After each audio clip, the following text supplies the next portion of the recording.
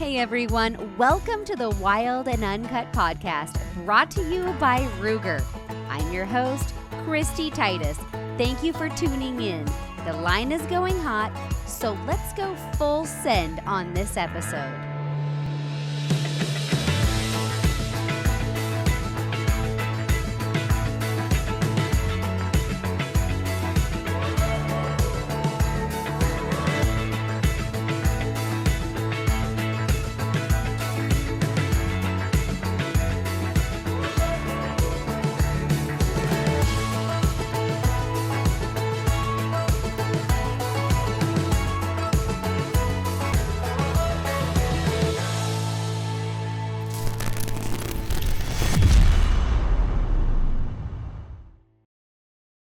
Across America, freedom is more than a word.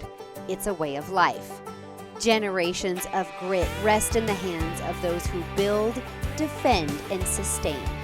Crafted to endure, tested in the wild, and relied upon at home, the next generation of the Ruger American Rifle is a bold evolution of precision and rugged reliability for responsible owners, today and for generations to come.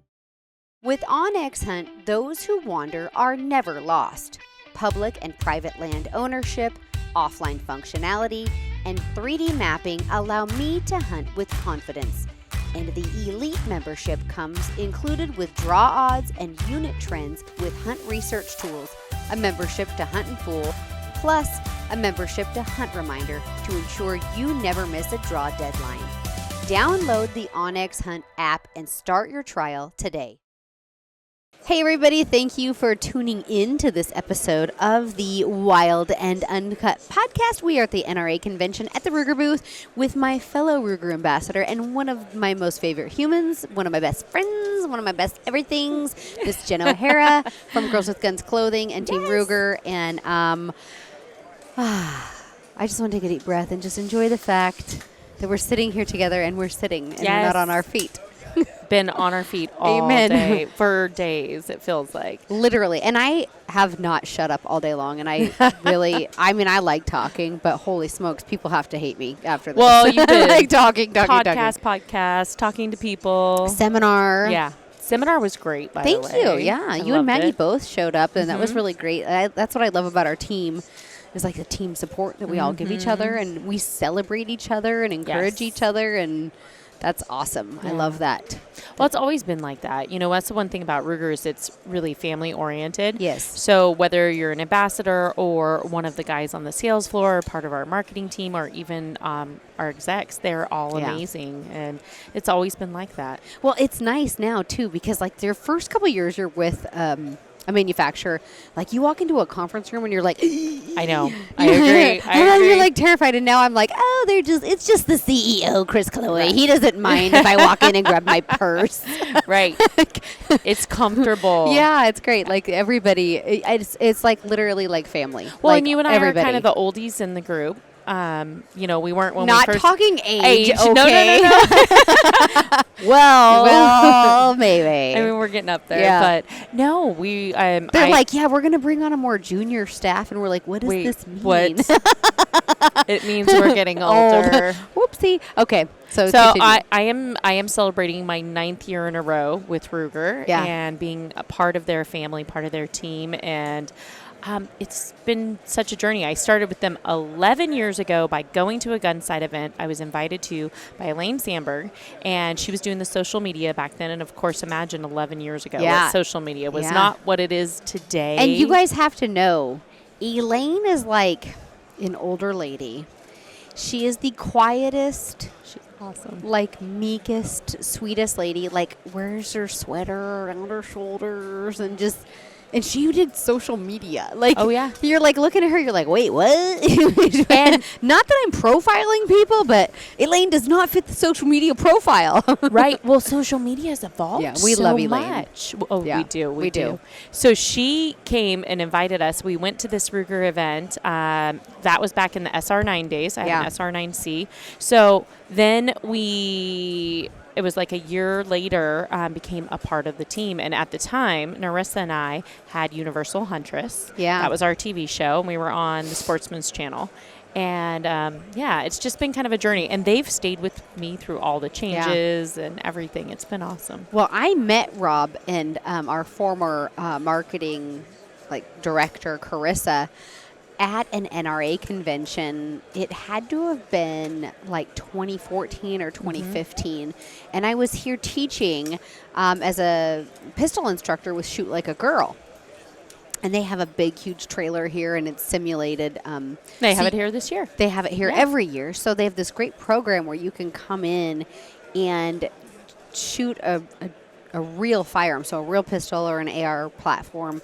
And it has 80% of true recoil without actually a projectile being fired. And so for those people that are, wanting to learn the fit and functions of a firearm without the sometimes that there's a little bit of fear with the actual firing process. And so it takes that out of it for you. And so I was a teacher for them and instructor for them. And Rob and Carissa obviously have been big supporters of, safe firearms, use and handling and education. And that's a great education program. And Rob and Carissa came through the trailer and they're asking questions. And I looked at them and I'm like, oh, do you guys want to see our Rugers? And they're like, how do you know? And I'm like, well, hello, I'm not blind. You have a Ruger badge on. Hello. So I inadvertently got their business card, and I did my normal me, and I started totally stalking them. I got their email, and I started sending them my newsletter. Which is awesome. Then eventually Chris is like, well, we'd really love to work with you.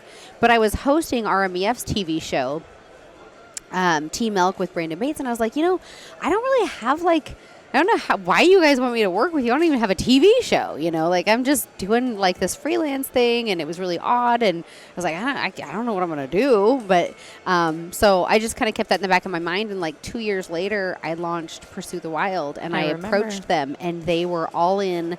I had a contract on my computer within a week, I think, of telling them. So you were at SHOT Show. I remember this. And we were friends, not as close as we are now. No, we've gotten way closer. Yeah. We're talking, that was a long time ago. Well, and we met at your first SHOT Show. Yes. Which was, I don't even know. Wrong. Yeah. That had to have been a long time ago. 2011? Yeah. I'm guessing. It was a long time ago. Around-ish. But it was probably 2016 or 17. It was whenever you came on with Ruger. And I remember you coming to Narissa and I and asking us, because we'd been with them for 2 years at that point. And you were like, hey, how is it? And it's been amazing. Family. Yeah. My first NRA convention I did officially on the Ruger team was probably the best NRA convention of my life. You were here, Narissa was here, our sister Morgan was here. Yes. And she played her guitar and had a big speaker, or she brought in a guitar player. Yep, she brought in a guitar player. We set that up for music because we had done it the year before at our booth, at the Girls with Guns booth. Yeah. And they were like, we need that. Yes. And so we brought her and she performed, and she was singing, we were dancing. Oh, yeah. We were dancing with kids and it was just literally the most magical. It was fun. It was and I was like, this is home. This is my home. Yeah. Yeah. And it's been ever since. And of course you do an amazing job for Ruger, and they're very lucky to have you. You've just been awesome. Thank you. And so are you. Oh, well, thank you. We love their firearms. And one of the things that I really have just come to love is just the different platforms that we have here and what's available, and going through them, and now adding in Marlin. Yeah. That's been really awesome. Huge. It has not stopped at the show. I don't think they've put down those guns. No. Not once. No. And honestly, the booth, I can't stress enough, it's wall to shoulder to shoulder here all day long. Pretty much since the opening. Yeah. Everybody just came straight here. And it just tells you the popularity and, honestly, the quality that Ruger produces, because the people will tell you. If your booth is empty, there's a reason. Yeah. But, it's never been wall empty. to wall. Never. And not only that, Ruger is going to be celebrating 75 years maybe next year even, I think. And you don't stay in business for that long without incredible products and innovation and vision and also legacy. Right. And so they've done so much at really being a part of tradition, but innovating our future as well. So that's one of the things I love about shooting for Ruger and shooting Ruger firearms. And, you know, what I love about them too is they're affordable. Absolutely. So it's not like a firearm that everybody can't aspire to owning and own, law-abiding citizens. I mean, they make firearms that's affordable for everybody, and if you want to be a competitive shooter, they make a firearm that's competitive. Right. It's quality, it's accurate, and it's achievable for just people. Right. You know, and they make guns that are not just like boy or girl or male or female. They're not gender-specific firearms. They're like, we make guns for people that have these awesome features adjustability-wise. Yes, that's what I was going to say. Yeah. I mean, you and I, look at our little midget arm, Tyrex. Well, you're shorter than me. I know, 2 inches shorter. And so, you know, I have just a really short length of pole. Yeah. And so we have the adjustable stocks. And the one thing I was going to mention is that I started from a 1022. That was my first Ruger. Yeah. And I mean, that's really standard for a lot of people or a lot of kids. Yeah. And moving up into right now, my go-to is and has been for years. I'm not going to lie. It is my favorite. I have gotten new firearms, but the Ruger American 7mm, it's just flat shooting. It's reliable. It's the perfect gun for me, and I love it. Yeah. And so then I started really getting into handguns a lot more, and the variety of what is coming out and what Ruger is bringing out. Yeah. Unfortunately, I do live in California. So I don't. We don't really judge her for that. No. I mean, we do, and we're all like, you should move to a free state. I always feel like if I move, it's just nobody's gonna be there fighting. Like if we all move. So, and my family's there, and I was raised on a ranch there. But I'm staying in. She wants to make this. I've got to set a flag and do whatever. But really, it boils down to it's her home. Yeah, it is, and it has been my whole life. Yeah. And being raised in Northern California on a ranch. Up in what we like to call the state of Jefferson. The state of Jefferson is the place non-existent in California. It still follows under California law, unfortunately. But in her mind, it's a whole other world. It's a mystical place that doesn't exist. It is country. It is ag. It is farmland. Yeah, I get it. It's well, and I amazing. was in the same state of Oregon, right? Like I lived in Prineville, and it's country, and it's ag, and hunting, and Second Amendment, and I remember when you told me you were moving. I mean, we were run by. I mean, the problem is it's not a real. It's a mystical place that doesn't exist. I know, because you still fall under those state laws, right? And unfortunately, and with I don't want to get into politics, right. But it was just better for me and my family to move. Yeah. To a place that was, But anyway, you're in California, yes. and so we're not judging her for that right now, okay?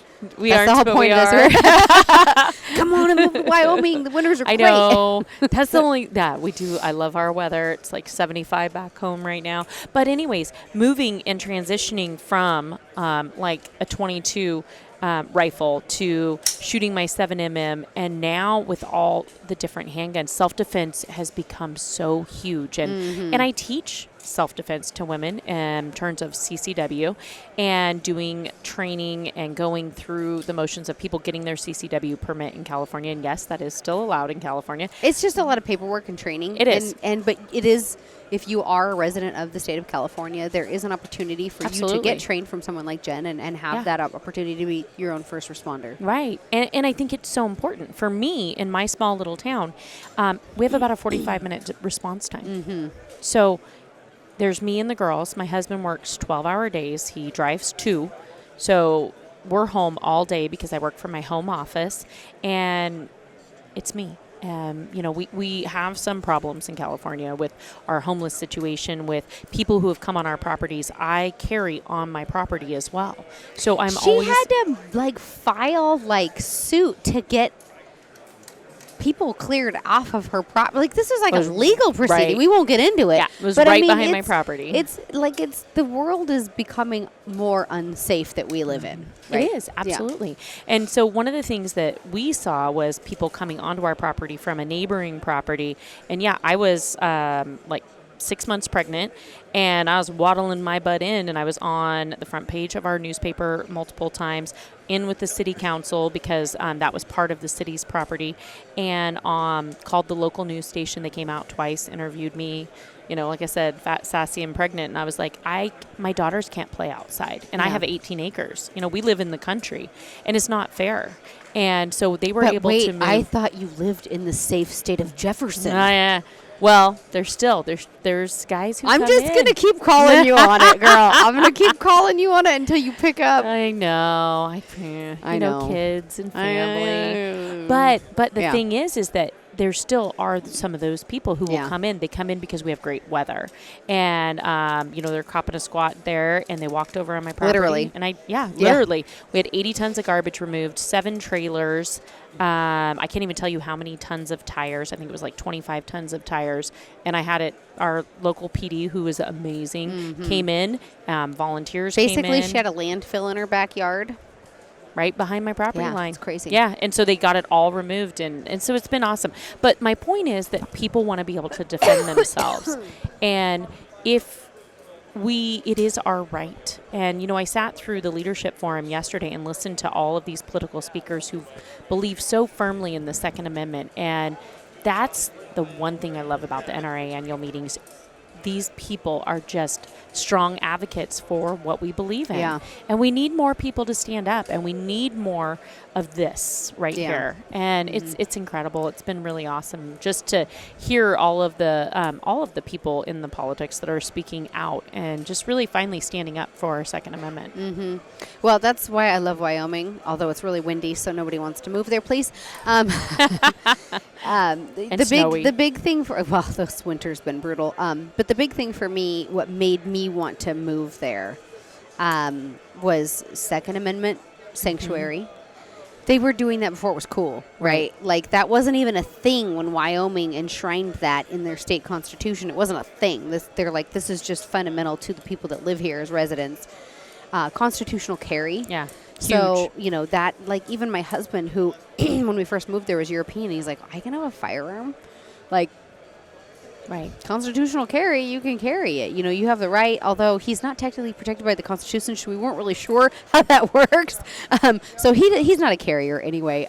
But constitutional carry, and then the state constitution protected right to hunt and fish. Well, and that's amazing. But here's the thing: I felt it more just seeing the crime that has increased all across America.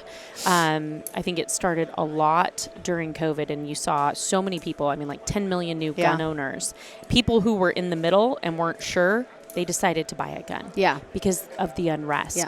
And, now it has settled down, but what people have to remember is that we need to be able to protect ourselves. It's important. When I have a 45-minute response time to my home, I have to be my own first defender, and I have to be the one to defend my children if I needed to, and I hope I never have to.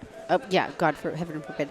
Well, we feel lucky that Yogi now that has went through this huge immigration process, it's taken literally years. He now has a Social Security card. He now has a green card. That's awesome. He can now, go and acquire a firearm, and if he chose to carry, he can. Right. He doesn't. But it's not for everybody, and that's okay too. He likes to hunt. He doesn't want to carry. I don't care. I carry on our farm the LCR because it's in a 38, and I can put birdshot in it, and we have rattlesnakes. So like in Wyoming, I don't carry necessarily. Things can happen to you anywhere, but I carry for many reasons. It's not just for personal protection from people, but I'm carrying now a lot for rattlesnakes because I don't want to be bit by one of those things, So that's the nice thing is Ruger makes a firearm that works for pretty much every the LCR is an awesome carry gun. It's a great carry gun. It's and I have you can drop it in the mud and pick it up and shoot it. Yeah, well, and I've got a belly band, and I just throw that on in the summer, and it's easy for me to conceal below my chest, and I have it on me all the time. So if I go step on a snake tail, I'm like, it's terrifying. Like when my little dog was alive, we were out at the property. It was last summer.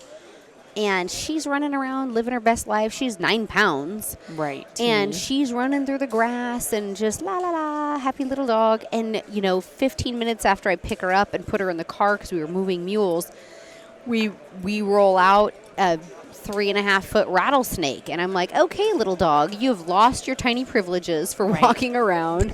And I was terrified for her because there's big things out there. And so that's made me a carrier for that because I'm terrified of them. But it makes sense. I mean, even as a hunter, accessing our rifle, if we had a close encounter with some type of predator coming after us, would not be as easy. No. Plus, most of us have scopes, right? Unless you're carrying lever action Marlin. But you know what I'm saying? It's close range, and so it makes sense to be able to carry, even in that situation, protect yourself from an animal. Yeah, well, the snake thing is like a legitimate daily fear. We get right? bad rattlesnakes. Yeah, that's where I'm talking about. It's like this is a legitimate daily fear for me. So I'm like, and that works great. But shooting for Ruger, being a part of the Ruger family, there's a firearm for so many applications. Like you've done big game hunting all over the world. Right. You are no stranger to the Ruger 375. And you've taken a lot of big game animals with it, as have I. Yes. And they make firearms from, the biggest, most dangerous game to, packing a snake gun around. Right. For rattlesnakes, like whatever you need in between, plinking, fun, competitive shooting, it's a good time. We're at the NRA convention at the Ruger booth, and I'm with fellow Ruger ambassador and host of Trailing the Hunter's Moon, Blake Barnett. And you have been kind of grandfathered into the Ruger family. I have. By Larry Weissoon, which we love Larry. Yeah. Larry is the kind of... he's the godfather of the outdoors. I was going to say the kingpin of Ruger.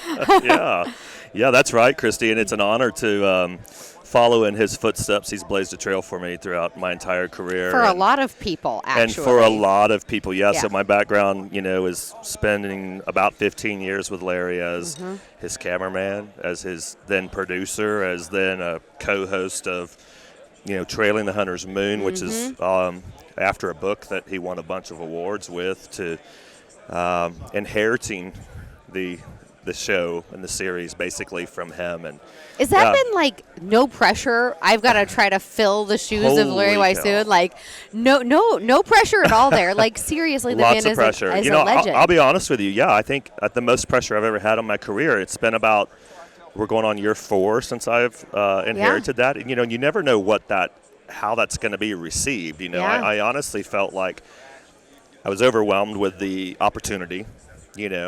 I definitely was scared that I had to keep up with it and scared of how it was going to be received. And we're going into season 18, and you being an entrepreneur yourself, you think of all the things you've done and, you've been a part of other shows, other organizations where you were co-hosting, and then you step out on your own and you think, I'm going to start a new brand.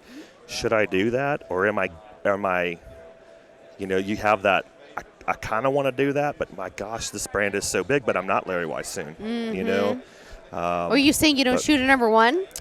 Oh, I shoot a number 1, and I collect a number 1, and Larry and I are probably both jealous over our own collections that we both have, but no, people still watching, people still vote on the digital awards, and I believe in your own authenticity, and so I don't try to be Larry. I hope people don't judge me that way, but well, and I think it's important that we all are our own unique individual. Absolutely. You bring strengths to the table that maybe were weaknesses of Larry. Not that Larry has any weaknesses. The man is brilliant. I mean, he's a wildlife biologist. He knows everything about plants and ecosystems, and I mean, he is just a fantastic human, wonderful brand ambassador.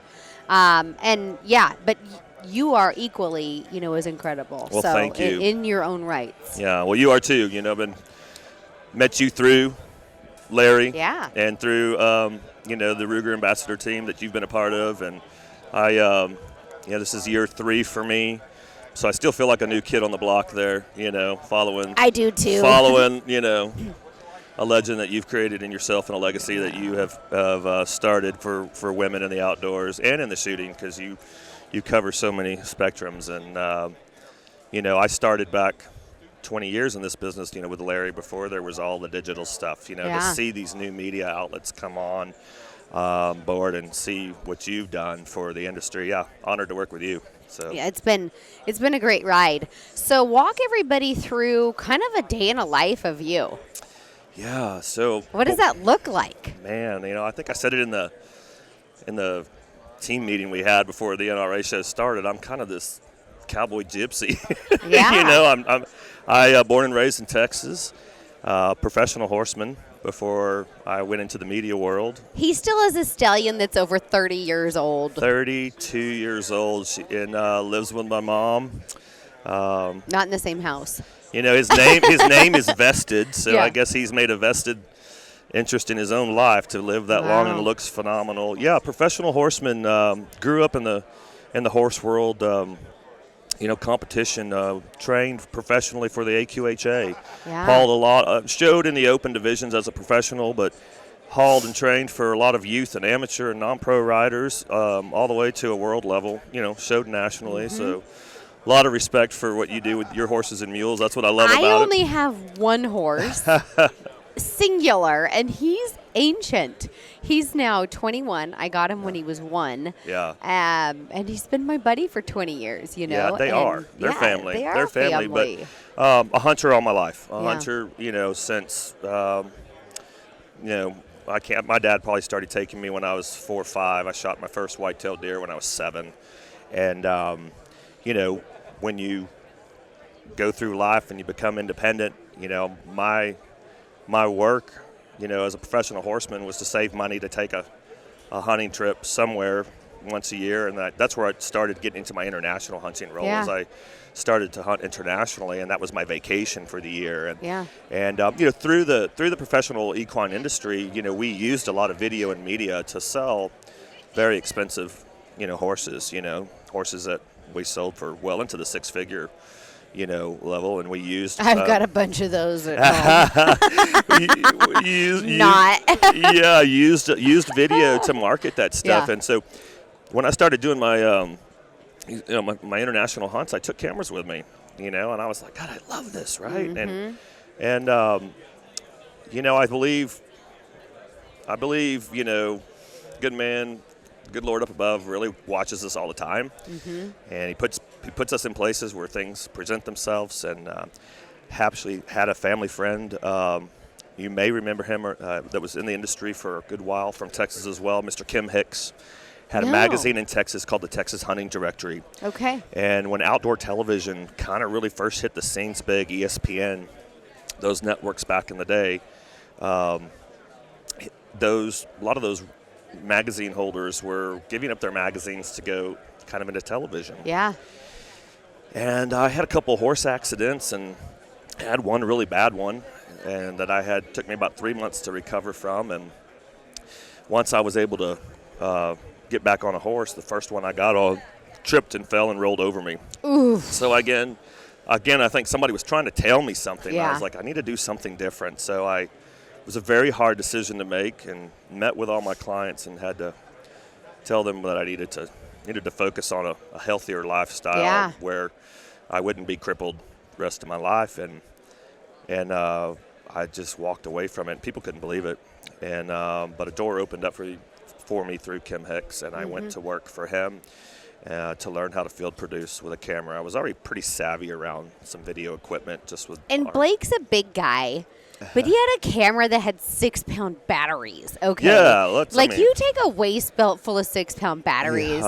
Yeah, I mean, back in the day. Yeah. I mean, you're like, I was a much younger man then. Yeah, exactly. And I struggled. I mean, the cameras were 30, 35 pounds. The tripod head was 30 pounds, battery belts, and big cassette tapes that you could only get 15 minutes at a time. So you had to carry a backpack full of tapes to film for the day, and so it was one thing if you sat in a deer blind or sat on the ground, but if you had to hike, Larry Weissing took me to Saskatchewan, Canada, and we were in the hills hunting whitetail deer, and there was thick alders and stuff, and Larry likes to walk and move, and we started up this one hill, and I mean, that whitetail deer hunt felt like a sheep hunt for me, carrying all this stuff. And I finally had to grab him by the collar and was like, here, you carry this tripod. If this is where we're going to go, you or carry this. Or can you please slow down? But it's amazing with today's equipment. We talked about that already. I mean, the cameras are this big now, affordable, and the quality, even just off of our phones, is unbelievable. Yeah, so I worked through those whole years, for lots of different productions as a field producer. Larry Weisstein and I worked as a team for Winchester World of Whitetails, which was, I think, probably the staple of what really branded Larry as a TV personality. Yeah. It was an award-winning show, very well sponsored, and that, I think, is what really kicked off mine and Larry's relationship and my career from a recognizable standpoint to be able to do more for other production companies as a freelance field producer. And that evolved into Larry and I one day saying, you know what, instead of working for these other production companies, let's do our own. Yeah, I mean, it was kind of my idea. Were you with Trailing the Hunter's Moon from year one? As a field producer? From year one. So it was my idea. I didn't realize that. I'll be honest with you, but Larry will tell you it was my idea because I was like, Larry, we were jumping around, Larry was getting these different offers. They were all great offers. Yeah. They were great series. But, it wasn't his. And I'm like, you need your own. Own our and own I was like, brand. You wrote this book. It won a bunch of awards. It sold lots of copies. And I was like, it's appropriate. People back then they labeled Larry, and he's still labeled that way today, as Mr. Whitetail, right? Oh, 100%. But Larry has hunted the world, literally. And that's what this book was about, was to kind of tell another side of him. And so we went to all the partners. We went to Ruger. We went to Hornady. There were some other partners that were involved in the beginning, like Zeiss, and everybody loved the idea. And I'm going to say that was 9 years ago. Yeah. And we're here today. Yeah. And Larry's slowed down, moved closer to be with his family. Mm-hmm. He's not traveling as much. Riding more probably now. Oh, I'm sure. And still very active. And, here we are. We're doing it. So 18 years you've been every step of this trail. 20 now. Yeah. I'm 48, and I started at 28. I said I got to do something different. At 28, that's unbelievable. Yeah. I was 27 when I started full-time in the outdoor industry as well. Professionally doing various things. And I've done a lot of things from retail sales and clothing and textile to where I am today. And so we were at the same point. Yeah, and it's interesting how we've all evolved through this, right? Mm-hmm. Even just, I think people look at all of us as TV personalities, digital influencers. There's a lot more I know you do, and there's a lot more that I do behind the scenes. Conservation and hunter advocacy have become big passions and missions of mine. I know as yours as well. Yeah. And in today's crazy world we're living in, there seems to be, I feel like, more we have to do there, even to make our own consumers and our own fellow hunters aware of pressures that are encroaching more and more each year. Yeah. We are here at the NRA Annual Meetings Convention at the Ruger booth, and I'm with Ruger Team Ambassador Nate Zelinsky. How are you? I'm good. So I've just met Nate the other day in the airport for the first time because I've only virtually known him. Yep. And first thing, I walk up to him, I'm like, hey, you're real tall. I'm trying. I'm trying to still grow. You know what I mean? Holy smokes. You're a foot and a half taller than me. I felt like a very small human. Okay. And also, funny story, we get on the plane. You're on the same flight as me and Yogi. And Ruger CEO Chris Killoy is also on the same flight. And so I walk on with my husband, and Chris is sitting there already. And he texts Rob, our VP of marketing here at Ruger, and he's like, hey, Kristy's with Nate Zelinsky. And Rob's like, no, I'm pretty sure she's with her husband. And Chris is like, no, she's with Nate. It turns out that you and my husband look a lot alike. Absolutely. But it was actually pretty cool for me because I walked in with my husband and I walked out with my husband and Nate. So it's Even better. Right? There we go. It's like, no wonder Chris was confused because I was technically with you both. You have a backup. Like, you're good to go. I was like fully covered with the husband department that day. It was pretty funny. And actually I was laughing pretty hard about it because then we all go to like this team dinner and you're there and Yogi's there and gets even more confusing because you two are sitting side by side and shoulder to shoulder. You're a little taller than Yogi. His eyes are a little bluer. I got to work on the V-neck. I'm going to get the V-neck thing. You know what? I might go shopping later today. You do have snaps on that shirt. You could pop them. Like, go for the full, pearl snap thing. And, there we go. And so it's been pretty funny because we had never met prior to this. And it's so interesting, like, with social media and teams, you really feel like you know someone, even though you don't. Yep. You're like, I know you. No, I don't actually know you. This whole show's been like that, and since I've joined the team was like right during like the COVID, so we've cut out some of these in-person meetings. Yeah. So you know everybody, so you come firsthand. You're like, do I shake their hand? Do I hug them? Do I introduce myself? Because I know them. Are we there? I don't know them. Yeah, kind of that awkward moment. So. It's pretty. Actually, I think we've only done Zooms together, and you were somewhere on your Zoom. I was at a nail salon at a Zoom at one point. And Coleon, I don't know where he was somewhere he was too. At the gym. Gym. Yep. That's what it was. I was pumping iron. He was at the gym. I was at the nail salon, and you were I don't know where. Yeah, I was all over the place. So you live in Colorado, and you kind of live in the middle of nowhere, from what I understand. I do. I'm up on top of a mountain. It's kind of cool. So I'm, like an hour outside of Denver. But yeah, top of a mountain, big views, middle of nowhere. Are you north of Denver, west of Denver, east, south? I am southwest of Denver. Okay. So nice. Yeah. We're going to be turkey hunting down there, actually, in 2 weeks. That's awesome. Yeah, we're looking forward to it. So I haven't. I had to do some product launch for Bowtech years ago, and I got into the turkey game and whacked a bunch of birds and got out of it. Like, turkey's just not quite my thing. Yeah. And my kids, I have 9-year-old twins. They're in hunter safety, like, today, as we speak, 4 o'clock. And they both want to go turkey hunting. So wait, now you have to get that Ruger Red Label. Now I have to get back into it. I need to. Yeah. Exactly. You have to get on that list. So Ruger quit making shotguns, like, 21 years ago, which I'm quite thankful for because I'm terrible with a shotgun. However, with that said, I have an old Red Label, and I do shoot turkeys with it occasionally, but I typically shoot turkeys with a bow. Yeah. And so that's worked well for me. You do a lot for Bowtech. Yep. I shoot for Bear Archery, and Yogi is now shooting archery, and he had like this 2-year turkey nemesis that we finally resolved last year. Thank God. Like, when we first started turkey hunting, like your kids, he was kind of excited, but yeah. But then once he started turkey hunting, every time we would see a turkey, he'd be like, oh my gosh, did you see those turkeys? Gosh, you're not 12. Stop. They're turkeys.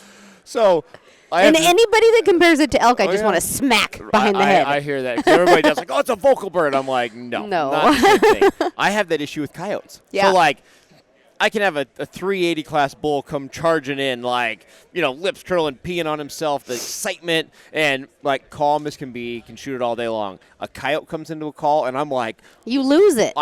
It's my one animal that I've killed 1 million of them, and I fall apart. But with he coyotes. also misses them, apparently. That's how I am. It's got a force field around the thing. Oh, you get so jumpy. I did that in my yard. So this one day we were at our place in Oregon, I hear these coyotes in the yard, and the mules are running, and I'm like, those freaking coyotes are by the mule pen. Yeah. And so I grabbed I had a 5.56 with a 1-8 on it, and I grab it, one of the MPRs from Ruger. I grab it, and I sneak out in slippers.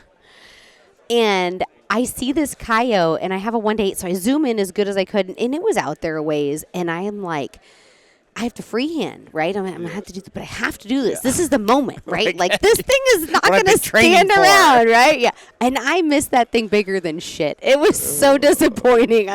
And then there was a second one, and it ran in front of me really close, but it ran by me at 40 yards so fast. I needed a shotgun. Right. I was not prepared for this, so I went from this slam dunk double coyote layup in my slippers. It would have been the best day of my life. And I just literally foobarred the whole thing. Blew the whole thing. The whole thing. It happens. The whole thing. It happens. I do sometimes feel like the layups are sometimes the worst. I missed a turkey like that live on Facebook for Bowtech. No, you didn't. Live.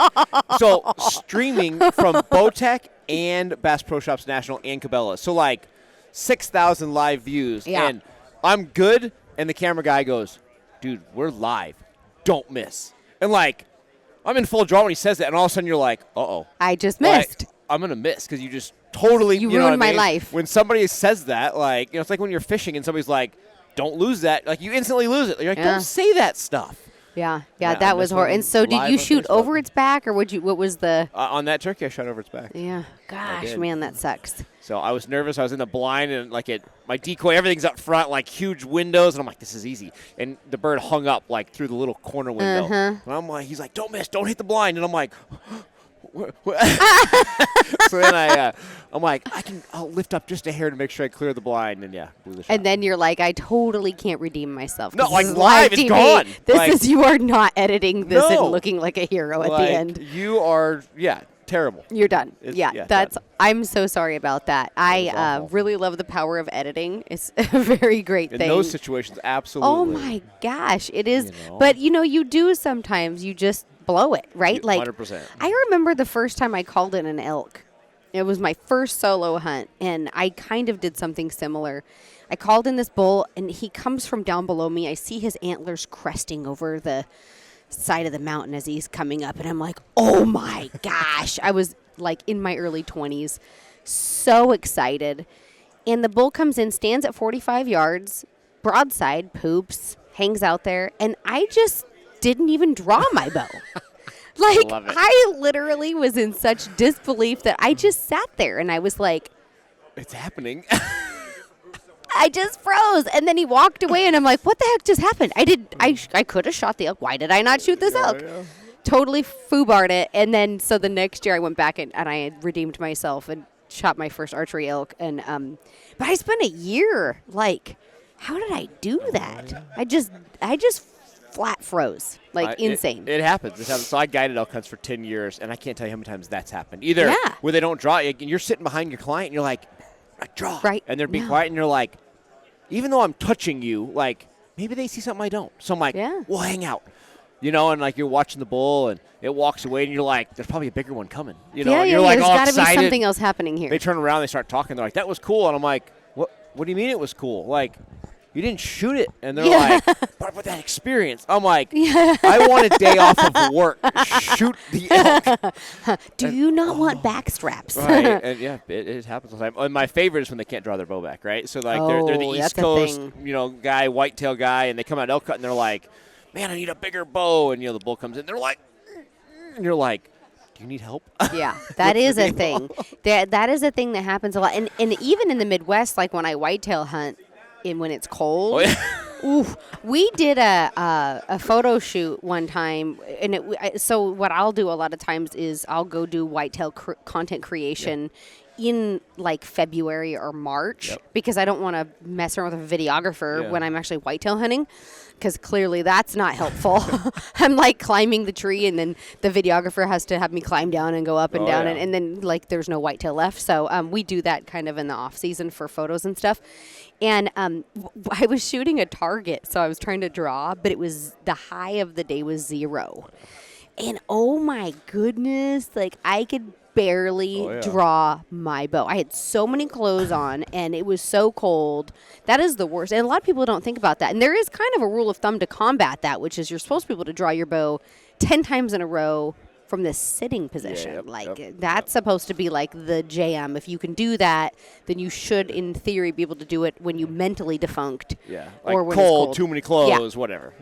Yeah. So I don't know if it's all true, but it does make for interesting stories where you're like, why did you not do that? Right. And you can agree with me because you're the white, you're the like Western Rocky Mountain, right? Same as me. I don't think I've ever been as cold as I have sitting in tree stands in the Midwest. Brutal. I had not shot a whitetail in my life until like 4 or 5 years ago. Yeah. Right. So I've killed hundreds of muleys, just like I'm a Western guy. So I went back on my first whitetail hunt, and I was in Illinois, and I was in Carbondale, and that week was the coldest week they had had in like 40 years. It wasn't even that cold. It was like 8-10 degrees. Yeah. But like but you're 97% sitting. humidity. Yeah. So my buddy's like, hey, I want you to sit all day and I'm by myself, self-filming. He goes, it's going to get cold. Like, put on clothes. Yeah. So I, like, get out of the truck, and I'm like, it's cold, but it doesn't seem that cold. It's not that bad. I put on stuff, and I sat there till, like, noon, and I was, like, chattering my teeth. Like, to the point where, like, the audio camera work was done. Yeah. So I went back to my truck, and I put on all my ice fishing gear. I think I had, like, 15 layers on. And I was still freezing. And it's so funny. I can ice fish in the most extreme conditions and, elk hunt above tree line and 50-mile-an-hour winds. Yeah. And to this day, my coldest is sitting in tree stands, like where stand. you're like, you just don't think about it. Especially as a Western hunter. We walk around so much, you can deal with anything. But, Well, and the other thing that I always found kind of laughable before I started whitetail hunting is they're like, man, that's a long walk to that stand in the morning. And you're like, wait, this is like 600 yards across a field. This is not far. But I'm going to tell you, with as many clothes as I wear to keep warm, it is far. You have to start virtually naked. You walk to the tree. Then I spend 20 minutes putting on all of my clothes at the bottom of the tree. And I won't even climb anymore without a lifeline because I have so many clothes on that I can barely move. And that jump from the top of the ladder, the hang-on ladder, or those little screw-in steps, from that to, like, getting into the stand is, like, I feel like a goat jumping from cliff to cliff, like a mountain goat. If you just imagine this mountain goat doing this patriarch, like, jump, and that's me. I'm like, da-da-da-da-da. But it's actually horrible because I have zero coordination, and I practically fall out every time. So I wear a lifeline now. I'm terrified. I'm with you 100%. I am with one of the most amazing lady shooters in the world, Ms. Maggie Reese Voigt. Thank you so much. I didn't know what name to use, so I just used all of the names. I like them all. I used all the names. You're on the Ruger shooting team, but you are like, not only are you a beautiful woman, but you're an incredible Second Amendment advocate, and you're an incredible shooter. Like, you're legitimate from 3-gun, 4-gun, long range, range, you hunting, you do everything. I know. If there's a gun, I want to do it. And that was kind of my goal from the beginning, was that a lot of people, they get into it and they specialize in a certain type of sport or a certain avenue in shooting, but I just wanted to get out there and get in as many places as I could and shoot as many guns as I could and go as many places as I could. And you have done that. And I am just so impressed with all of the things you do because, like, you, Maggie, you do not want to get in any sort of competition with, okay? Because she will do anything to win. Anything. I watched her one night with Doug Koenig, and they were in a wasabi off. And they both had put in, like, mouthfuls of wasabi. This is so off topic. Mouthfuls of wasabi. I've forgotten about this. Like, and Maggie would roll it on her tongue, and she would stare at Doug. And she's like, bring it, Doug. And they're like, okay, add more wasabi because it's not hot enough. So she'd put more wasabi on her tongue and stare at Doug. Finally, Doug's like, this is just friggin' stupid. You know, it's so funny. And he quit. He was like, I'm not doing this anymore. And you're like, game on. Yeah. Growing up, I never thought I was competitive. Like, I didn't realize that about myself. And now I look back and I'm like, oh, yeah, I'm a little bit competitive. I am not competing against Maggie. She will Tanya Harding my knees to win. I'm pretty sure. I wish I could deny that and say that I have limits. But no, I know we have some limitations. I know. But no, you are very competitive, and I love that about you because you take everything you do and you put everything into it, like your mind, body, soul. Like, if you're gonna do something, you are all in.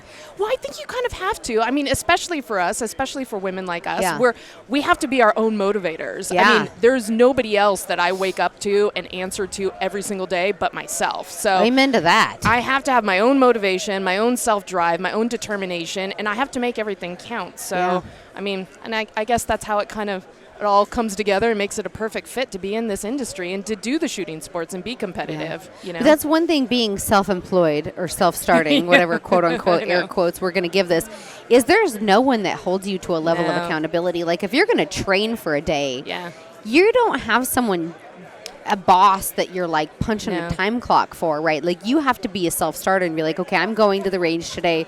This is my training plan. This is my round count. These are the firearms I'm shooting. Walk everybody through like what that looks like. Well, it is 100% what you said, because there is nobody to hold me accountable except for myself when I go to a competition and I feel like I didn't perform to my level. I shoot against some amazing men as well. I know they're out there training. I know they're practicing hard. Sometimes I can't beat them because they're that good, because the level of competition is that good. But if I can go out there and know that I did my best and I performed to my ability, then at least I have that to comfort me, you know, with a loss. But it all comes down to me deciding to go to the range and me deciding how long I'm going to be at the range and what my goals and objectives are. And I can certainly take a day off and say, I don't feel like going to the range today. Not into it. But then that's on me when I go to the next match. And I feel like, you know what, if I just had a little bit more training, I could have had a little bit more confidence in this scenario. So it really does come down to just being your own boss and putting yourself out there. So yeah, and so give us like a average training day for you, because obviously you shoot so many disciplines, but what's kind of your main focus when you go in? Is a lot of it like mindset? So when you press a trigger, are you imagining front sight, and do you find that like, hey, if I have full focus on this, I'm shooting better versus if I'm thinking about an email I have to return? Yeah, so a lot of my training, it starts at home, so it's all prepping the gear, making sure that everything is set up right, making sure all the products are in our alignment. I do a lot of dry firing, which is really, really boring, and people hate it, but I spend a lot of time at home just going through the mechanics of how the firearms operate and thinking about that trigger press, that sight picture, how I'm drawing from the holster, how I'm getting on target. What I try to do is whatever micro drill I'm working on, if it's like the trigger press, I set myself a timer for 5 minutes so that I can focus for 5 solid minutes and not think about the email and not think about the dog that needs dinner or anything else that's happening. And when that 5 minutes goes dog, off, Mom, you can't hardly turn that off. I know. She's at my feet. But I have to break it down, and then I put a bunch of 5 minutes together. Then I move on to a draw. Then I move on to a reload.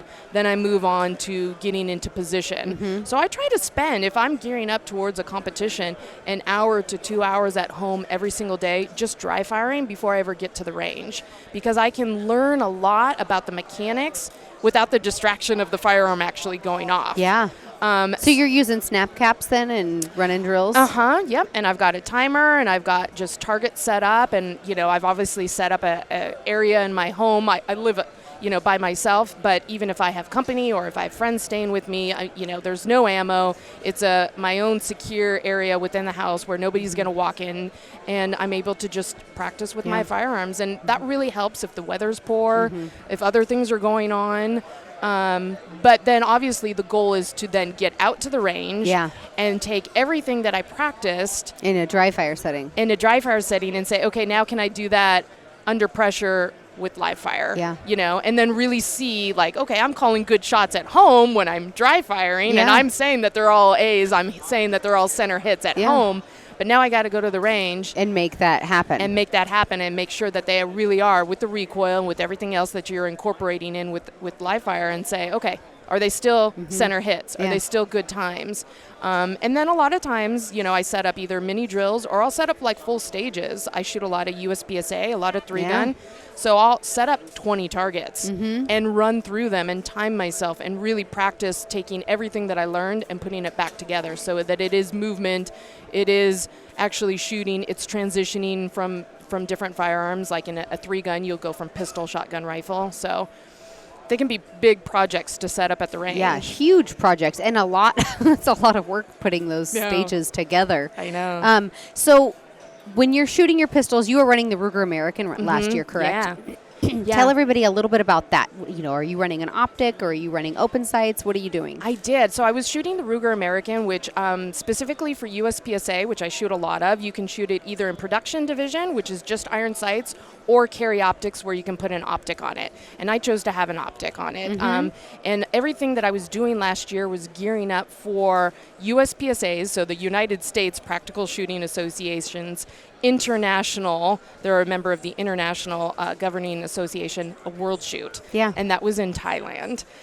So that happens every 3 years is handgun, and then the other years are rifle and shotgun, and we try to sneak PCC in there every once in a while. But PCC, for those of us, pistol caliber carbine. Yes. And Ruger makes a really great pistol caliber carbine. yes, and I love, normally in an off year for handgun world shoot, I would shoot a lot of 3-gun. I would shoot a lot of PCC, but specifically just getting ready to go to Thailand last year, all I did was handgun. Okay. So I really kind of Honed in on that. because I wanted everything to be about repetition and comfort with that platform and not do anything else that was going to distract me from the goal. So I was really happy. I was part of the ladies team for production optics. It's, I think, my 5th or 6th time. And they crushed it. We did. We had such a good time. Yeah. And it's so cool just to be able to travel around the world. With and other incredible women. and meet people. Because I have friends in all these countries and all these different places. And, and outside of traveling for work, for traveling for competition, I don't know that I would get to go to Thailand. Yeah. Or I would get to go to some of these other places that I've gone to. But everything was specifically around just the Ruger American and that platform last year for competition. Yeah, that and are you running like an extended magazine, or what's your gear look like? So it depends on the competition. So in USPSA, you can have extended magazines, but in IPSC, you're limited to 15 rounds, which that was the capacity of the magazine. Ruger American comes with a capacity of 17. Because I shot at I've shot one 3-gun match once. And some of those ladies had like these magazines were like 30 rounds, and like, you step into a stage and I'm like, I got 10. Well, that's what's funny. So that's what's really cool about the PCC that you mentioned is, so our PCCs, they come with 2 different mag wells. One of them has an insert for our Ruger magazines, and then it also comes with an insert for our Glock magazines. And you can get a lot of extended base pads for Glock magazines. So you can have a magazine that's holding 50 rounds. Yeah. So it's really fun for plinking. Like if you really want to run through a stage and do a lot of shooting, and after you've done all your dry fire practice and you're ready for that, you can really, get a lot of plinking done. And it's so advantageous too, just for competition, because reload takes time. Yeah. Time is everything. You're not shooting. So, I mean, there's some really cool things that you can get into with the extended, base pads.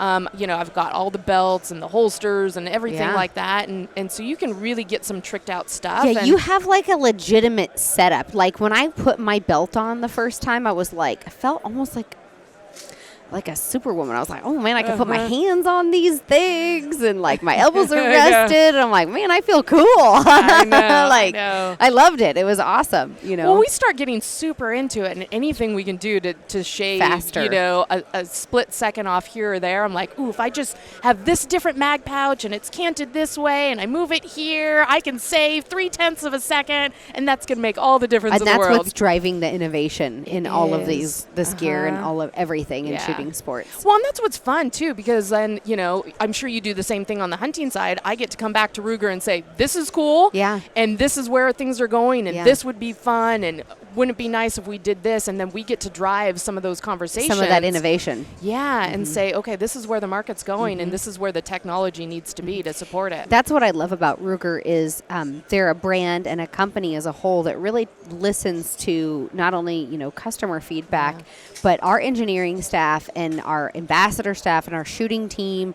For the most part, the company is centered around people that are the end user as well. Yes. And so we can take our own feedback of like, well, I'd love to see this or try that, and take that to our engineering, and they really try to make those changes.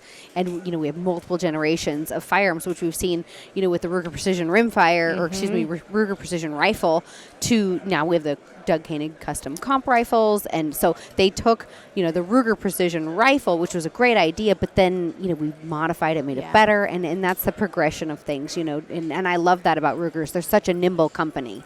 It is cool. And I think it makes a huge difference too, because in competition, the competition goes on no matter what. So if it's raining, if it's snowing, if it's hot, if it's dusty, dry, humid, dusty, it doesn't matter. So we have to have products that perform in any kind of competition. And I'm sure with you, with hunting, when you have something scheduled and you're going out, You're going. You're going no matter what the weather is. Yeah. And sometimes I wish we would call it, for the weather, but we don't. No. I've done some matches. I called the first year I did PRS the Precision Rain Series. Yeah. Because I felt like it's just a pig wallowing around on the ground. It was wet. My gun was wet. Everything was wet. You have people that are, hand loading that are roasting primer pockets. And yes. I'm like, I'm shooting factory, so I'm good. Well, the only time. I love that. Hornady's ammo is like so great. Like I can just shoot this and run it in my guns and it's consistent. I love that about it. Yeah. And that's such a good time. Rain or shine. Yeah, that is such a good time because you do have to have all the supporting products as well that you really believe in and say, okay, this is ammo that I trust. This is gear that I trust. Because I was just going to make one point: is the only time they'll stop a competition is when there's lightning. Oh, really? Because nobody wants to be the lightning rod.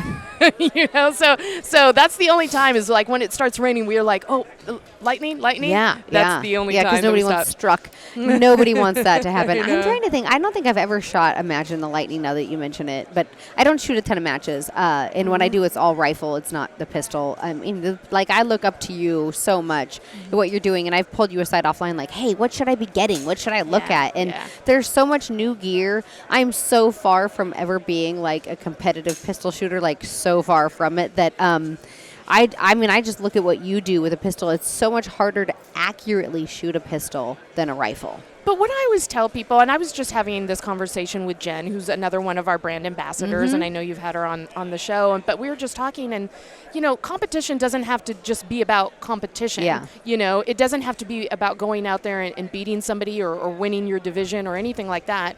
It's great just for practice, for repetition, for muscle memory. For fun, and also just learning how to perform under pressure because it's nerve-wracking. Like, I've been doing this since 2007. I am still petrified when I go out there, but I've had to learn over the years how to manage that and how to fight through it. And if ever you want to get more proficient at hunting or make sure that you feel more comfortable, if you ever found yourself in a self-defense or personal protection kind of situation, you want to be able to know how you manage your stress, and how that affects your accuracy. And so you can kind of learn your limits in a different way through competition. It's interesting, like hunting, I've seen people where they'll get lined out to maybe shoot a deer or something, and you're like, okay, it's 250 yards. And they are so focused, they almost black out. And then afterwards, they're like, man, I don't even know how far the deer was. And you're like, well, I told you 3 times. Yeah. It's 250 yards. And you get into this tunnel, and it's really interesting what happens to the brain. Yes. And I think practice helps you kind of overcome that so you don't become that kind of go to that almost incoherent space of it's almost like a fight or flight mechanism kicks in when you get really excited. And you have to train through that to be able to control that response almost. Right. I know a lot of times in competition, I mean, I've got a squad behind me. I've got other competitors. I've got a range officer, a safety officer. There's family members watching. So sometimes it can be noisy and distracting. And so you have to find that perfect balance of tuning the world out so that you're not listening to somebody else's conversation when you're pressed for time. Yeah. But at the same time, also making sure that you're still aware of your surroundings and you can pick up on important information if that's being relayed behind you. If you have a range officer or safety officer who's giving you some sort of direction, you need to be able to ingest that too. And then they put the timer right behind your ear. I hate that. They do that on purpose just to jack with you. Of course. Like, gosh, timer. I know. Yogi, when I shoot my NRL hunter matches, those are interesting because, you have a 4-minute stage. So your job is to basically find the target, range estimate it, figure out your shooting position, get your data, and engage. And, man, we have a timer I run at 2 minutes and it goes off. And if I haven't done my job on the front end, I better hurry it up because I'm now cutting into my shooting time. And so I run that timer just as hey, kind of a wake up call because you can get really lost in the task that you're doing and not realize how much time's gone by. And you see that with new hunters too. They go to set up on a deer or something and man, they're 3 minutes in and you're like, holy smokes, this thing's not going to stand out here forever, Well, you want it to be because they're just not perfect. trained, right? They need to practice building those positions, get that muscle memory and get in and out of those positions and figure out what works for them quickly. Yeah, that's one of the things that I really think is beneficial about USPSA, because it is a mix of time versus accuracy. And so you really do have to find that balance of like, I want these to be good shots. I want them to be center hits. I want them to be within the A zone, but it can't take me so long that I just lose everything on the back end with time, you know? So you have to find that acceptable level of accuracy. So maybe it's not the A zone, maybe it's the alpha and the Charlie zone. And you're gonna accept like a little bit less accuracy just to get through. And get the speed. Yeah. We're at SHOT Show at the Ruger booth with the one, the only Doug Koenig. Right, you pronounced it correctly. Most people mess it up. I have been coached, by how to say your name over the years of you on the shooting team. I never said anything. What are you talking about? You yell at me all the time, Doug. Like all the time. My name is not Koenig, okay? Okay. No, I'm just teasing. No, you've been great, and you're such an inspiration to so many people. Like, we just got done interviewing one of the youth, our new shooting team members, and it makes me feel really old. How do you think I feel? Yeah. Well, but you are still, like, how many years have you been competitive shooting? You started when you were 16, I think you said? 16, 17, so since 1986. Yeah. And then full-time as a pro since 1990. Yeah. And you're still winning or top 5 or in that high echelon.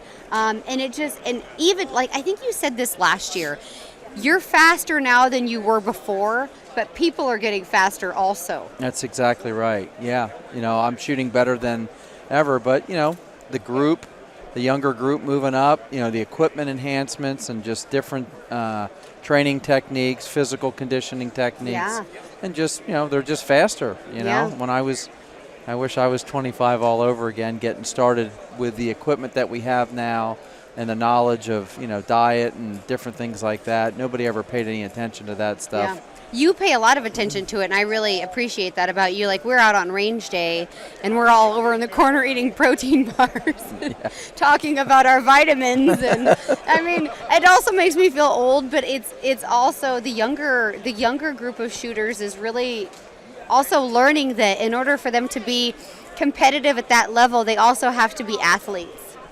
Well, that's, I kind of take, some pride in that aspect, that through my shooting career, and not knocking any of my predecessors, but, when the sport was young, it was full with, lots of different folks, and that was one thing that I always took serious right out of the gate, was physical conditioning, be in shape, running, cardio, all that kind of stuff. I felt like I was leading edge. I mean, back in the early 90s, I used to bring a chiropractor with me to a lot of matches, and just always trying to think of a different way to optimize performance for myself. Equipment's one thing, but you can have the best gear, guns, ammunition, all that, but if you're not peak ready to go, and you have to be an athlete, and it just shows what we do now, whether it's USPSA, PRS, Bianchi, any of that kind of stuff, and then following into the hunting stuff.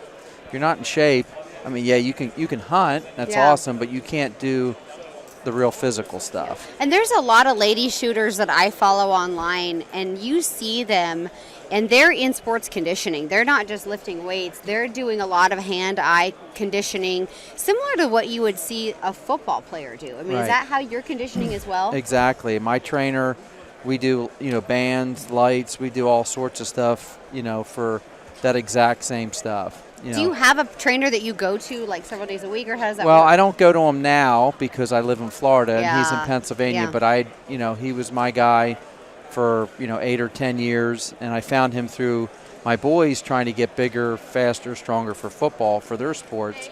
And he's a hunter, shooter. We kicked it off, and but he still does all my programs, and hopefully I'm going to have him down the next 2 or 3 weeks to my place and just kind of go through, the gym that I'm at, just to make sure I'm doing everything with the right stuff. But he builds my programs, my diet plan, the whole deal. So you are following like a full-fledged nutritional protocol as well? Oh yeah. Pre-workout, and this is, I have in-season training regimen, off-season training regimen, off-season diet, in-season diet. So it all is one circle. It all Give goes me a hand in hand. high-level view of this. Like, are we talking in season? You're like cutting calories or carbs, or you're not cutting, or you're adding? More carbs because your brain needs that. Yeah. You know, for the cognitive stuff in the matches, being able to think on your feet, doing that kind of Well, stuff. I can tell you when I've shot a few matches, not to your level, obviously, but when I've shot matches, as soon as I start getting hungry, my match performance or my performance in that particular set really just goes downhill. Well, yeah, well, your brain, you know, in essence, it's a muscle. It needs energy for you to focus, concentrate, remember what you're going to do. And, that, you know, I learned that many years ago. I mean, it's interesting. When I started to shoot, none of the shooters would, you know, they wouldn't eat breakfast. They wouldn't eat lunch. They're like, no, I don't want to have anything in my stomach. And so I did that and realized, you know, the first stage in the morning I'd shoot good, and then the next stage not as good. And by the afternoon, I couldn't hit anything. Yeah. And I thought, well, geez, that's what these guys are doing. You know, maybe there's something wrong with me. And then immediately I learned I need to eat. I need to eat something continuously. When I'm at a match, it's every hour and a half. I'm eating something, right? Whether it's oatmeal, whether it's a protein bar, jerky, something. I just have to keep it going all day long, keep that energy up, and I think it's a huge, huge thing. And back to the training, you know, when I'm in season, I'll only train, you know, with weights 2 days a week, and it's a totally different setup. And off season, it's 3 days a week, and we're more in a build process, whereas once the shooting season starts, it's more of a maintenance situation because, you know, if I shoot 2 or 3 2-day matches, you know, in a month, sometimes 4, and then depending with whatever training I'm doing, teaching or practicing, I mean, you can't be in the gym at the same time doing all that and then going out and shooting, moving a 20-pound rifle around. You just, at some point, again, if I was 25, you can get away with more. I'm 55, I just got to be smarter in what I do and how I approach things. Extremely disciplined is how, you know, when I was talking to Abby, her discipline level and your discipline level is you don't compromise on these things. This is part of my daily routine. This is what I do 3 days a week, and you just do it. There's no excuse. You don't make an excuse of, oh, I'm tired, or whatever the excuse is. No, and you can't. And for me especially, I don't know about everybody else, but you know, if you take a day off or you skip a day, you know, my wife says, oh, we'll just, you know, do it tomorrow. It's like, yeah, but when you push it a day, then it's easy to push it another day. That's right. And then before you know, because you'll always find something to fill the time slot, you know, with being busy. And or people get on their phones, and the next thing you know, oh my gosh, I've spent 2 hours 45 minutes or an hour on this phone, and I've got nothing done, but I don't have time for the gym. Right, exactly. Right? Like I see that all the time. Well, I love the folks in the gym that sit on the leg press machine and they're on their Instagram and they're not or whatever this stuff. They're I'm like, not come on, mentally engaged get off that at thing. all Let's in go. their Focus workout. or get off. Yeah. You know? Yeah.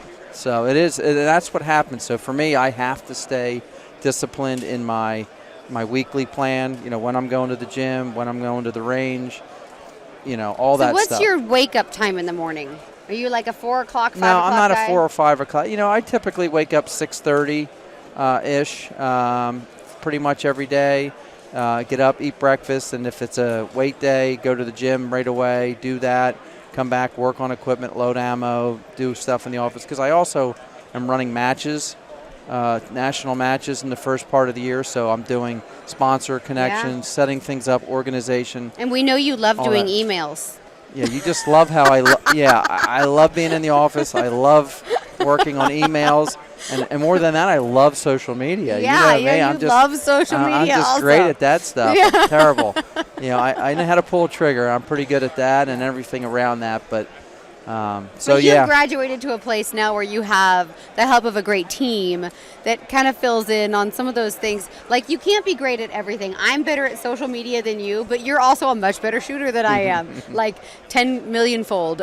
So we have our strengths on certain aspects. But, yeah, you have a busy day. And then, so are you when you're training or you're in maybe off season, I guess, are you practicing every day? No. Actually, what I try to do as well is kind of lay off. I laid off kind of December, January. I'll start back shooting work into it in February. Again, it's for as many years as I've done it. Not that I don't need the practice, or I want to practice, but it's the repetition that breaks you down. Yeah. So I need to I have a different workout routine, and then I try to give my body that rest, because if I don't, by the time August, September, October, you start creating tendonitis and some other issues from the repetition. You got to have some sort of break, and I also need the mental break. So, and then I hear you on that. And I take that time to work on my equipment, work on new things that I'm going to be using, for the year. But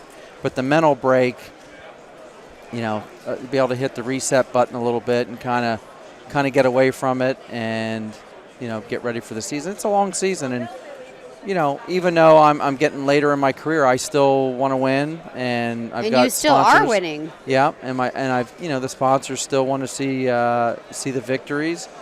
So it takes a lot of energy and effort to be at the top level. Yeah, that last 1% is 100% commitment. So, talk about this mental break that you need. When you're doing that, you're not training yourself, but are you training other people? Or do you just kind of take like a full disconnect on that? Because I kind of get that way a little bit with some of the stuff I do myself. I'm like, okay, I just need a day or two, or ideally a week, where I just don't do that anymore. Well, it's a mix. It depends on what's going on. I mean, I would prefer to have a week or 2 weeks of total disconnect. Yeah. No emails, no just whatever. Yeah. That's hard to do anymore. Christmas. Right. It's Yeah. it's hard Yeah, to do. I hear you. So whatever I do get, I love to get. Yeah. So I don't do really any instruction. I try to just stay away from it all. I like to go shoot my bow, shoot some 3D archery. So it's not totally away, but it's different, and just spend family time. That's really the time for me to kind of just unplug, do things with the family as much as I can get, the older boys, back home, or go see them because they're, working now. They're working stiffs like the rest of us, and, it changes the game when that happens. On your gear, obviously we're at SHOT Show right now, and there's so much new gear. Some of it's really good. Some of it's a great idea and it's not great. And some of it is really great. How do you keep up with the technology change in gear from year to year? Like, where do you find your best resources? Word of mouth, at matches? Because, like with PRS or NRL, I feel like the gentlemen and women that are shooting those matches are kind of on the cutting edge of innovation in a lot of regards. Is it the same way with pistols? And is that where you're learning about products and learning about gear that's going to help you improve your performance? Well, it's a little of both. I mean, whether I'm shooting PRS or in the handgun sports, I'm in that group, right? And having companies and other smaller companies that are really niche, I've got connections with all them as well. So there's communication throughout the year, and communication with other top shooters that are also involved with these companies with product and things like that. So I kind of know, really in the know. I know ahead of time before SHOT Show even what most of this stuff is. It's not something new to me when I get here. And I try to keep things pretty simple. I'm always looking for an advantage or for new technology for companies like Ruger and other companies I work with. But on the competition side, I try to stay simple, because to me my belief has always been perfect execution always outweighs the trying to have the perfect plan or the extra stuff of equipment. I call it the tweak of the week. An old buddy of mine in racing said, the guys are always chasing the tweak of the week. They're always chasing. And for me, it's more about focusing on doing my job, being ready, and just, having that perfect execution of my plan and not deviate from it. And there's, again, I'll run that to a point, and then if I'm not getting the results, that's typically then when I step back and go, okay, where's the hole in my plan? Where's the hole in what I'm doing? Let's fill that, because it's easy too. I don't like to make change just to make change. Yeah. And my family teases me. They call me a serial killer because I eat the same stuff. I'm very, very predictable. But I think that's just what's a result of me doing everything that way, because I feel like if it works. Right. The end product is a predictable thing. So when I go to a match, I know what I eat, I know the sleep, I know my pattern, I know everything. So if I put all that together with my preparation, then the result should be consistent. If you're mixing up any of that in that formula, then you have a change. Sometimes it's a positive change, sometimes it's a negative change. So I try to run what's positive and what works until it doesn't. And then I make a change. We are at the NRA Annual Meetings 2024, and we are at the Ruger Marlin booth with our team shooters, Randi, Rogers, and Gordon. What was your last name? Carrell. Carrell. Carrell, why don't you have the same last name? Do you know how hard it is to change your name? Yes, like I Social do. Security, birth certificate, credit cards. I mean, it's like a 3-week process, and I just don't have that kind of time. I hear you. I You agree. know, here's the deal. When I got married, my husband's German and Swedish. Oh. And so I would have had to change my name in Germany, Sweden, and the United States. You want to talk about a pain? Okay, you win. I Yeah, win. absolutely. I win. Now, so you guys are a married couple, and I would really akin you two to the dynamic duo of the shooting sports. Wow. Oh, thank I mean, you. that's pretty high title right there. I'm honored. I'm blushing. But I love the two of you. You compete together. You're a married team. You're traveling together. Like, you guys are like the dream shooting team. And you're a great asset to the Ruger team. We talked the other day a little bit about how the two of you met, which is kind of through work. It was an HR paperwork nightmare. A little bit. But nobody got sued, and it worked out, so it's good. Nobody 10 got years fired. later. Nobody got fired. Nobody it was all got good. fired. I think everybody can kind of relate to that workplace romance. Well, maybe not. I guess I don't know if I can technically. If my husband didn't work with me, but we're in the same industry. Does that count? Yeah, it counts. It counts. It It's counts. the same thing. It's Same count. thing. It counts. So, Randi, let's go back and talk a little bit about your shooting career history, how you started shooting, what brought you into shooting sports. So I was basically raised a shooter. I was raised by my grandparents. I started living with them when I was 12 years old. And at the time, my grandparents are both cowboy action shooters. Yeah. And my grandfather is very accomplished, been a world champion multi-times over.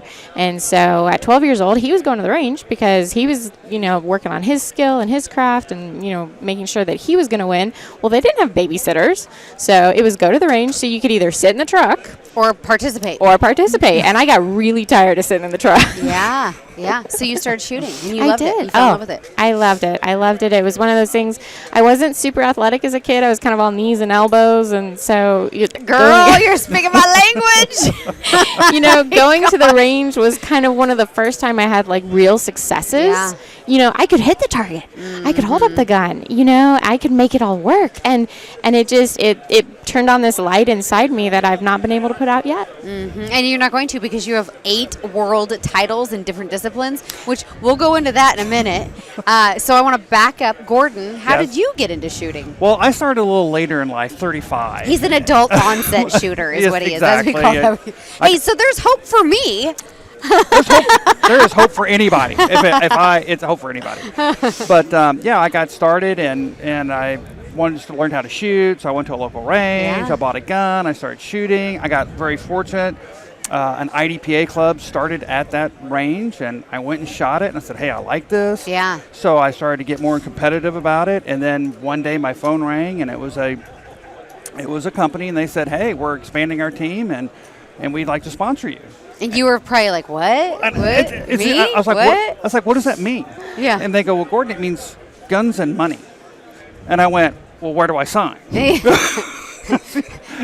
ink cannot dry fast enough on the paper. And then that's how it got started, you know, and it just went from there. And what about you, Randi? What made you get like professionally into shooting just because you got so good? Well, it was kind of an accident. I'd been shooting as a kid and shooting in high school and things like that. And there was a firearms company that they wanted to expand their ladies portion of their team. And so a guy who knew a guy who knew a guy knew me. It's always that It is. proximity principle.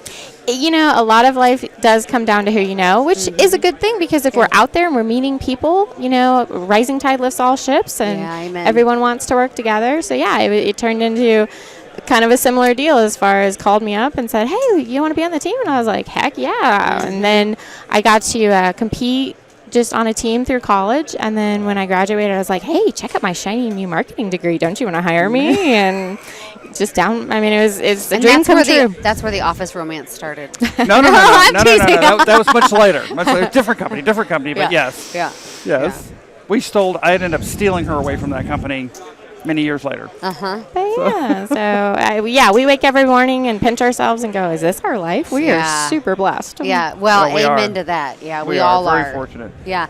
So, Randi, Cowboy Action. Yes. I love your wardrobe that you wear for Cowboy Action. I want to do a photo shoot in your wardrobe and just pretend I'm you for a day because it's like so awesome. Like I live the Western lifestyle. I have mules and I love that. And so what you're doing on the gun range, explain to everybody listening and watching, what is Cowboy Action shooting? So Cowboy Action shooting is a shooting sport that is kind of designed around the Old West lifestyle and firearms. Mm-hmm. So we try to imagine that it's before 1900. Yeah. So we are using all firearms that are either made or replicas of ones that were made before 1900. Okay. And then we also try to dress in period clothing. And we also adopt a alias because, you can't play cops and robbers if you don't have your, specialty name. Oh, yeah. Tell everybody yours. Oh, mic drop on this one. So my alias is Holy Terror. So tell them how you got that name. That's the key. Well, I come from a family of cowboy action shooters. So my grandfather's Evil Roy. Oh, my gosh. Grandmother is Wicked Felina. Oh, geez. So I needed kind of an evil name so I could be part of the family. Like a sinister kind of, like you're a bad guy gal. Well, the truth of it is, once you get to know her grandmother, it's just, she was kind of a problem child. And so Holy Terror really fit the bill. We didn't really have to make it up. That is so funny. Yeah, it's like that was it. You were in on that. I was, and it's been great over the years. I've got to play around with a lot of different clothing options. Obviously, there's a whole spectrum. There's people who they buy the straw hat and the $1.50 T-shirt from the local thrift store and pull on cowboy boots, and then there's people who dress in Victorian clothing down to the buttons. They make sure that they're period. Yep. So I'm kind of in the middle. I like to be able to move and groove and things like that. But my signature color is purple. So I have a purple felt cowboy hat. That is fantastic. So what Marlin firearms are you shooting for that? So the Marlin firearms that we both compete with is the 1894. Okay. We've got that in the 357, and we're lucky we get to shoot 38s in it. Yep. So we shoot that in both the main match Cowboy Action, and then Cowboy Action has kind of another division of Wild Bunch, where you get to play with firearms that are more from like World War I. Okay. And so we shoot our 1911s, our SR 1911s from Ruger, and then that same 1894 rifle carries over into both sports. Okay. So how did you get into Cowboy Action shooting? I met this lady called Holy Terror. And you're like, my wife made me do it. once we started dating, it was kind of that, hey, I got to go shoot this match. Do you want to stay home? Or do you want to go? And I was like, well, I don't want to stay home. I'll go. Mm-hmm. And so it took a little time, for a while, but yes. And so my alias is Flash Gordon. We couldn't decide between Commissioner Gordon or Flash Gordon. You're almost like a superhero name. Well, I don't know about that. Like literally, I feel like that's like Marvel comic kind of deal. Well, it's the evil side and the good side. I don't know, so. It sounds like you guys are having a lot of fun with this. I'm trying to think of what my name would be, and oh boy, I don't know. I'm going to have to come up with my own stage name for this just to have one. You should. It's fun to think about. It is. It is fun to think about, like, what would I want to be called? Well, let's see. You've got your mules. You could be like Kristy 2 Mules. Yeah, something like that. Well, I have 8 of them. So. Oh, well, that's a big number. I know.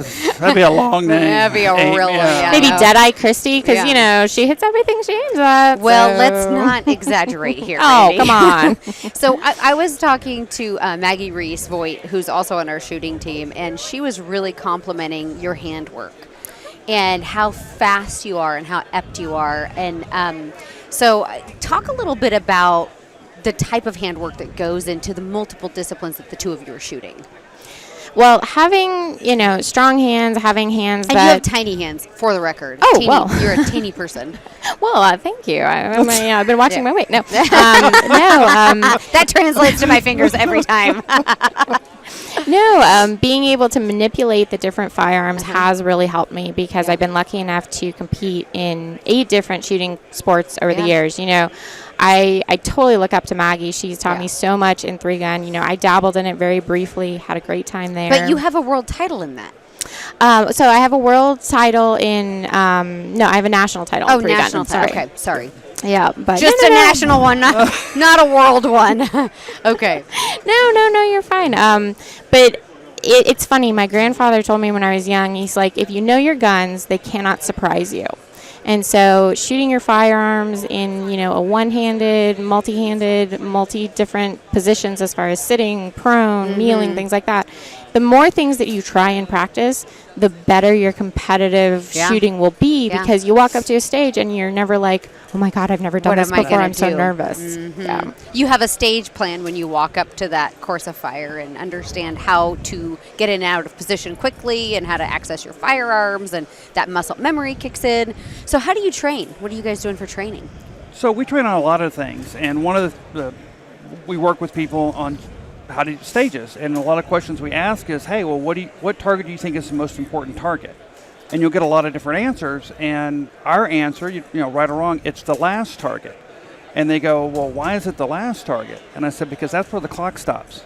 Yeah. I have to do everything I can do as efficiently as possible to get to the last target. Yeah.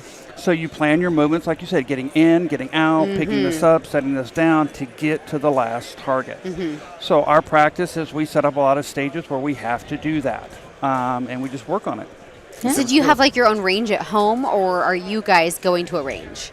So we are pretty blessed. About 10 years ago, we were able to buy a 10-acre piece of property, and so we do have a range in our backyard. Oh, you know what I need to do? I need to consult with the two of you on how to set up a little mini range, a mini Rogers Carrell range. I keep wanting to call you Carrell. You're the only person ever in my life that's done that. So really? Yeah. Okay. No. Absolutely. I'm like the only one. But I should get some range tips from you guys on how to set up a mini range like you guys are training, and run some fun drills. And so tell everybody give us a high bird's eye view of your range. What does it look like? So it's an L-shaped berm, and we purposely created one that was at least 60 feet wide, because every once in a while we dabble in Bianchi mover with Doug. Okay. And that mover moves 60 feet, that you can see it when it moves left to right and right to left. So the 60 feet is important. It was important, yes, because we wanted to make sure we had room for that mover. So we have a back berm and then a side berm, so we can also kind of shoot into the V. We shoot a mixture of steel and paper targets. Okay. And then we also have been able to clear out at least 100 yards. So occasionally we work on that rifle as well. And just always make it fun. Yeah. Because if you're not having fun, you're not going to go out there. Exactly. Which means you're not going to train. Yep. So honestly, you're going to have fun. We'll set up a good range. How many days a week are you guys training? A minimum of 3. Okay. For live fire. We dry fire every day. Every day you dry firing. Yeah. Yes. So you're doing that on your couch. You're like, I mean, how is this working, right? Like, so we have a guest bedroom that doubles as our dry fire room. Okay. Yeah. And the only rule we have is that you have to lay an old towel down on the bedspread, because I don't want oil from all my guns leaking into my bedspread. We'll stain it. You'll stain the bedspread. The house rules are towels down first when you take the guns into the bedroom. Okay. And, I love it. That would be an ask me how I know question. Ask me how I almost got divorced. You ruined my bedspread. How do you know that was me? Well, I put a towel down. Well, I don't. So I guess it was me. It was you. So you guys, are you setting up, do you have like miniaturized targets? Like I've seen people practice with small version targets, or are you guys running? I mean, what does your little target spread look like in your bedroom where you're dry firing practicing? So we have a mixture. We use some of the smaller targets. We also use dots, little pacers of 1 inch. And, mainly a lot of the dry fire is just about, hey, do I have a consistent movement? Whatever that movement is that you're trying to do, whether it's a draw or a reload, or, you can work transitions. Is it consistent? Is it smooth? And then if you use a timer on your par timer, which I don't think a lot of people understand how to do, you can really work yourself into a faster, more efficient movement by using that par timer. Very interesting. Okay, so in your bedroom, you're practicing, obviously, your trigger press, your fundamentals, your draw cycles. How how do you recommend people set up a room like that? Obviously, I mean, one thing, safety rules are like firearms are in the room. Ammunition's never present. Never. Right. And you have what's considered a downrange position. I mean, walk people through a little bit of the mentality that goes into dry fire practicing in your home and some things that keep you safe. So all the rules of firearm safety apply to dry fire just like they do to live fire. So yeah, you want to make sure that there's no ammunition present in the room whatsoever. Like a lot of people are like, oh, I just keep them in this bag in my, but no, you don't want that bag in there. You don't want anything in there. If you use snap caps, make sure that they are painted bright orange or bright pink. They've got to be very visible. Exactly, very visible from across the room. If you dry fire with someone else, check each other. Make sure that you both check and that you're clear, and not just glance, but look, touch. Make sure that you're 100% clear. The wall that you dry fire to, you're quote unquote downrange. Yes. Yep. Make sure that what is beyond it is also safe. So if you're dry firing into your bedroom wall, make sure your neighbor's bedroom wall is not right behind it. We're lucky we have 10 acres, but not everybody is. They live in apartments, things like that. So make sure that the wall that you're dry firing into is in a safe direction, that there's nothing behind it that's going to hurt as well. When you're dry firing, obviously make sure that neither of you go downrange while the other person's dry firing. Correct. All these same rules still apply. You have to maintain the exact same level of safety. Don't ever assume or get complacent. Exactly. And that's, we talked about, you mentioned snap caps, which was great, but a lot of people who reload, they will just load a dry bullet, or in other words, there's no primer, or they'll use a dead primer and just no powder, but they'll put a bullet on it, and they have a box for it, and they get in a hurry, and they don't realize that a live round got mixed into it. And so, one of the things is you pick up, is it snap cap, or hey, this is a, dry loaded ammo, and there's no primer. Yes, or we have it painted with a paint pen or whatever to identify that visually, like you're talking about. But not just with gun safety, make sure you wear shoes. Don't dry fire in flip-flops, because if you drop a mag on your toe, believe it or not, it actually hurts. Similar thing, a guy was showing us a video he had made. He was dry firing. He had tile floors, and so he was dry firing in his socks. Well, he slipped and fell face first. He actually broke his finger because it was still in the trigger guard of his gun, things like that. Oh so, my gosh. All aspects of safety, it's okay to wear your eyes and ears. I know you don't need them, but it's good practice for you to prepare for what you're going to experience at the range so that everything's consistent. Exactly. Yeah. Wear your shoes, wear your belt through belt loops, don't just attach it over your gym shorts. Everything that you use at the range, use in your dry fire. Yeah. And that's another interesting thing, because a lot of people who can still carry want to dry fire with the gun that they carry, which is great. But again, how do we make sure the mentality of, there have been a lot of cases of a guy's dry firing, he goes ahead and says, okay, I'm done, I load my gun, I set it down, the phone rang, I start talking, I get off the phone, I'm going to take one more dry fire run, and they forget they've loaded the gun. And then we have unfortunate things happen. So one of the things I like to do is when I put my carry gun back on, hey, I have a live hot ammo. I have a hot gun. I am now carrying, dry fire's over. And I say it out loud as another way of going, okay, I'm done. Yeah. Just, to hear that. Yeah. So. And just double checking the condition of your firearm if you do leave that space. Oh, absolutely. And then when you re-enter the space before you send any dry rounds, exactly, just confirming the condition. And these double checks is what is, keeps everybody safe. Yes. Checks and balances. We are here with our presenting sponsor booth, the Ruger booth at the 2024 SHOT Show. And I'm here with one of our new junior shooters, Abby Jackley. And Abby, we literally have been following your shooting career, we as in Ruger, since you were probably around 16. 16, yeah. And she just turned 18, so guess what? She's now on our shooting team. Welcome. I'm so excited to be with you guys. Yeah, and we're excited to have you. Thank you guys, of Because course. you do a little bit of everything. Like, you've been shooting since you were 8 years old, which is awesome. And kudos to your mom and dad for having you, get involved in shooting sports at such a young age. But you're also a big game hunter. Yes. You, literally do everything. So a little bit of everything. Tell us a little bit about what your, first memories are for shooting. Because what I'm hoping is that we can inspire some parents out there to get their kids participating in shooting sports. Yeah, I think some of the earliest things I remember is my dad was the trap coach for one of our high school teams, and my brothers, who are 10 and 8 years older than me, shot on the team. So I would always go to the practices or go to their competitions, and I remember I even have photos of me at probably 8 or 9 shooting my first rounds of trap with my dad, and like me and him hunting small game in our properties, or even just like around the house shooting archery when I was super little with my brothers. Like earliest things of just being with them and seeing what they do and doing it myself. Yeah. No, that's so exciting. So, like, did you start out, I know you're hunting, you know, small game, whatever. So were you like planking with your dad on an old, Ruger 1022 in your backyard? Yeah, it was pretty much either going to the trap range and shooting a few rounds, or just shooting some 22 at some small things in my yard, or going to the range and shooting some little targets that we made up together with 22s and everything. I mean, as early as I can remember, shooting anything from shotguns to 22 rifles, bow and arrows, BB guns. And you just always loved shooting?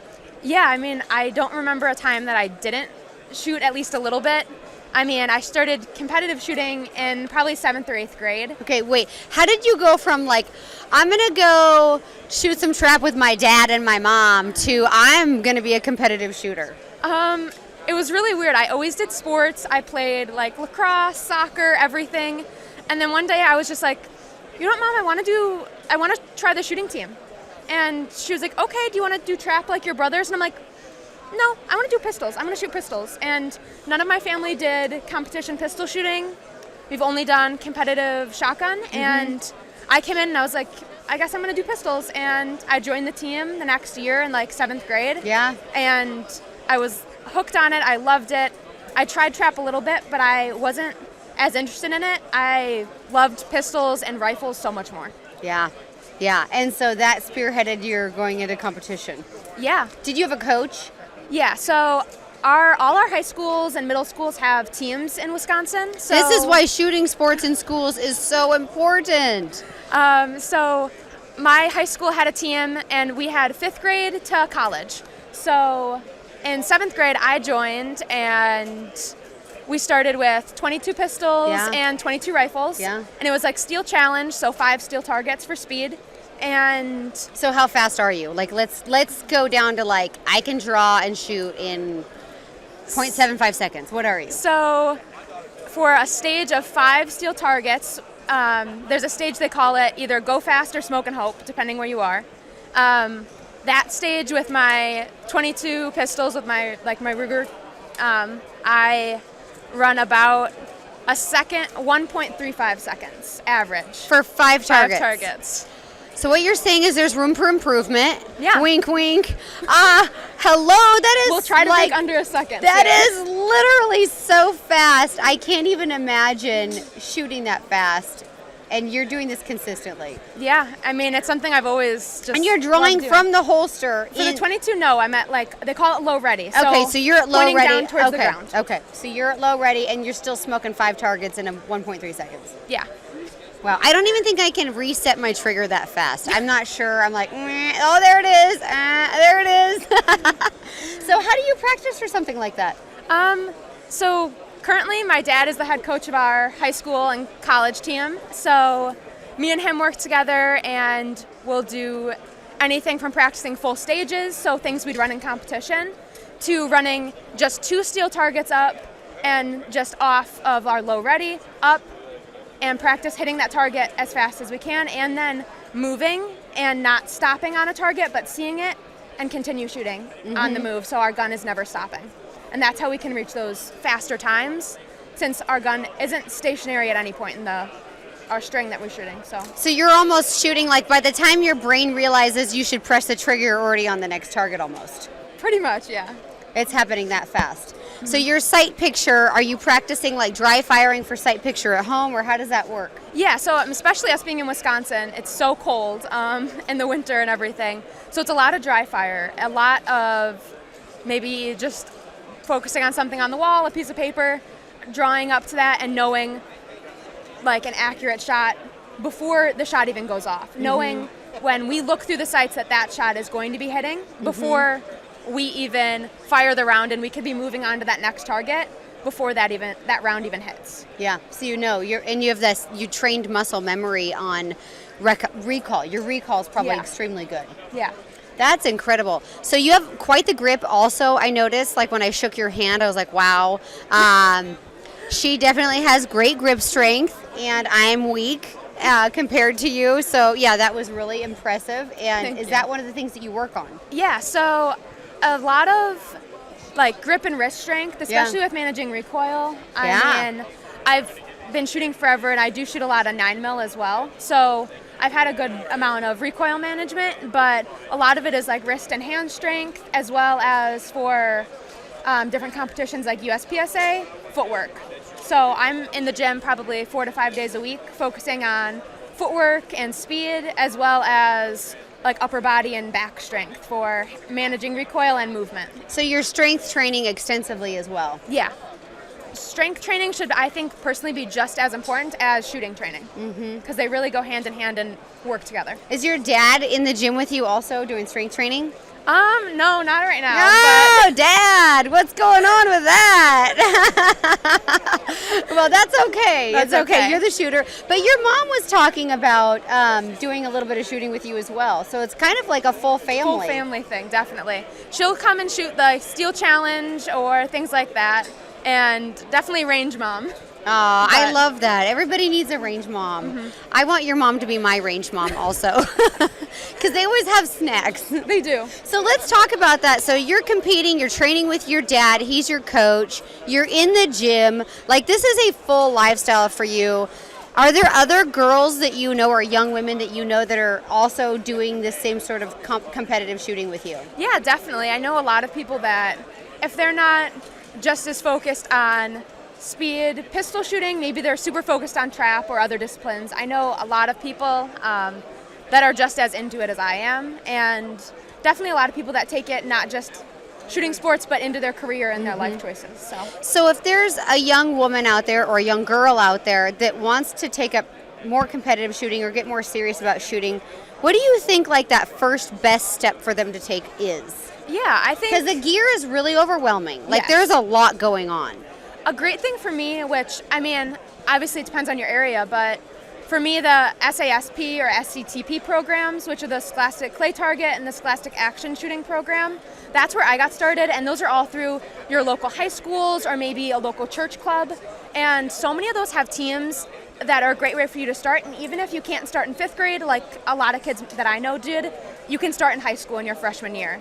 And if those aren't options, the 4-H clubs around, even in our area, are super important. They work a lot with even like the Olympic style shooting with air rifle and air pistol. So there's many options. And I think those youth groups, like those programs, are a great way to get started, because they really help you out and can provide your first set of gear for you for your first year if you aren't comfortable in buying all that stuff yet. So, I mean, that's a great way to get started. Yeah, no, that's fantastic. And what about like loaner gear? Do people like pass their gear down like, oh, I've grown now, I've outgrown my belt, and I'm going to donate this down to like another young shooter? Yeah, I know like on my team personally, I work with a lot of different companies, and I obviously have a lot of gear I've used from when I was younger. So a lot of my guns that maybe I grew out of or upgraded have became team guns for our team, and those kids shoot them. Or I've donated a lot of my other gear, glasses I don't use anymore, hearing protection, everything from that. And even at local ranges that aren't kid focused or youth focused, I've seen a lot of guys go, oh, I love the way you're doing this. I have gear that you can use and gear that you can try out even. And that is so important, to have other mentors. When you're shooting at the range, do you find that you have a lot of help, or the community is very welcoming and open, and idea sharing and gear sharing? What is your experience with that? Yeah, even at a range, like not just a youth range or something youth focused, even just my local USPSA club, they're so helpful there. I mean, me and my dad walked into our first USPSA match, neither of us ever shooting it, and all the guys there never made you feel intimidating or feel like you didn't know what you were doing. They were so helpful. They wanted to help you walk through, learn how to do it your first time. They were giving you gear tips. Oh, this would be a good product for you to try out. Try mine. Everything. I've never felt like I wasn't welcome. Or I wasn't important to any of them guys. They were always helpful, and I know a lot of women will say like sometimes that ranges can be scary, but I've never had that problem, and I think it's really about like reaching out and seeing how those people are, because so many of them are helpful and different, impactful, and can really change the way that you shoot too.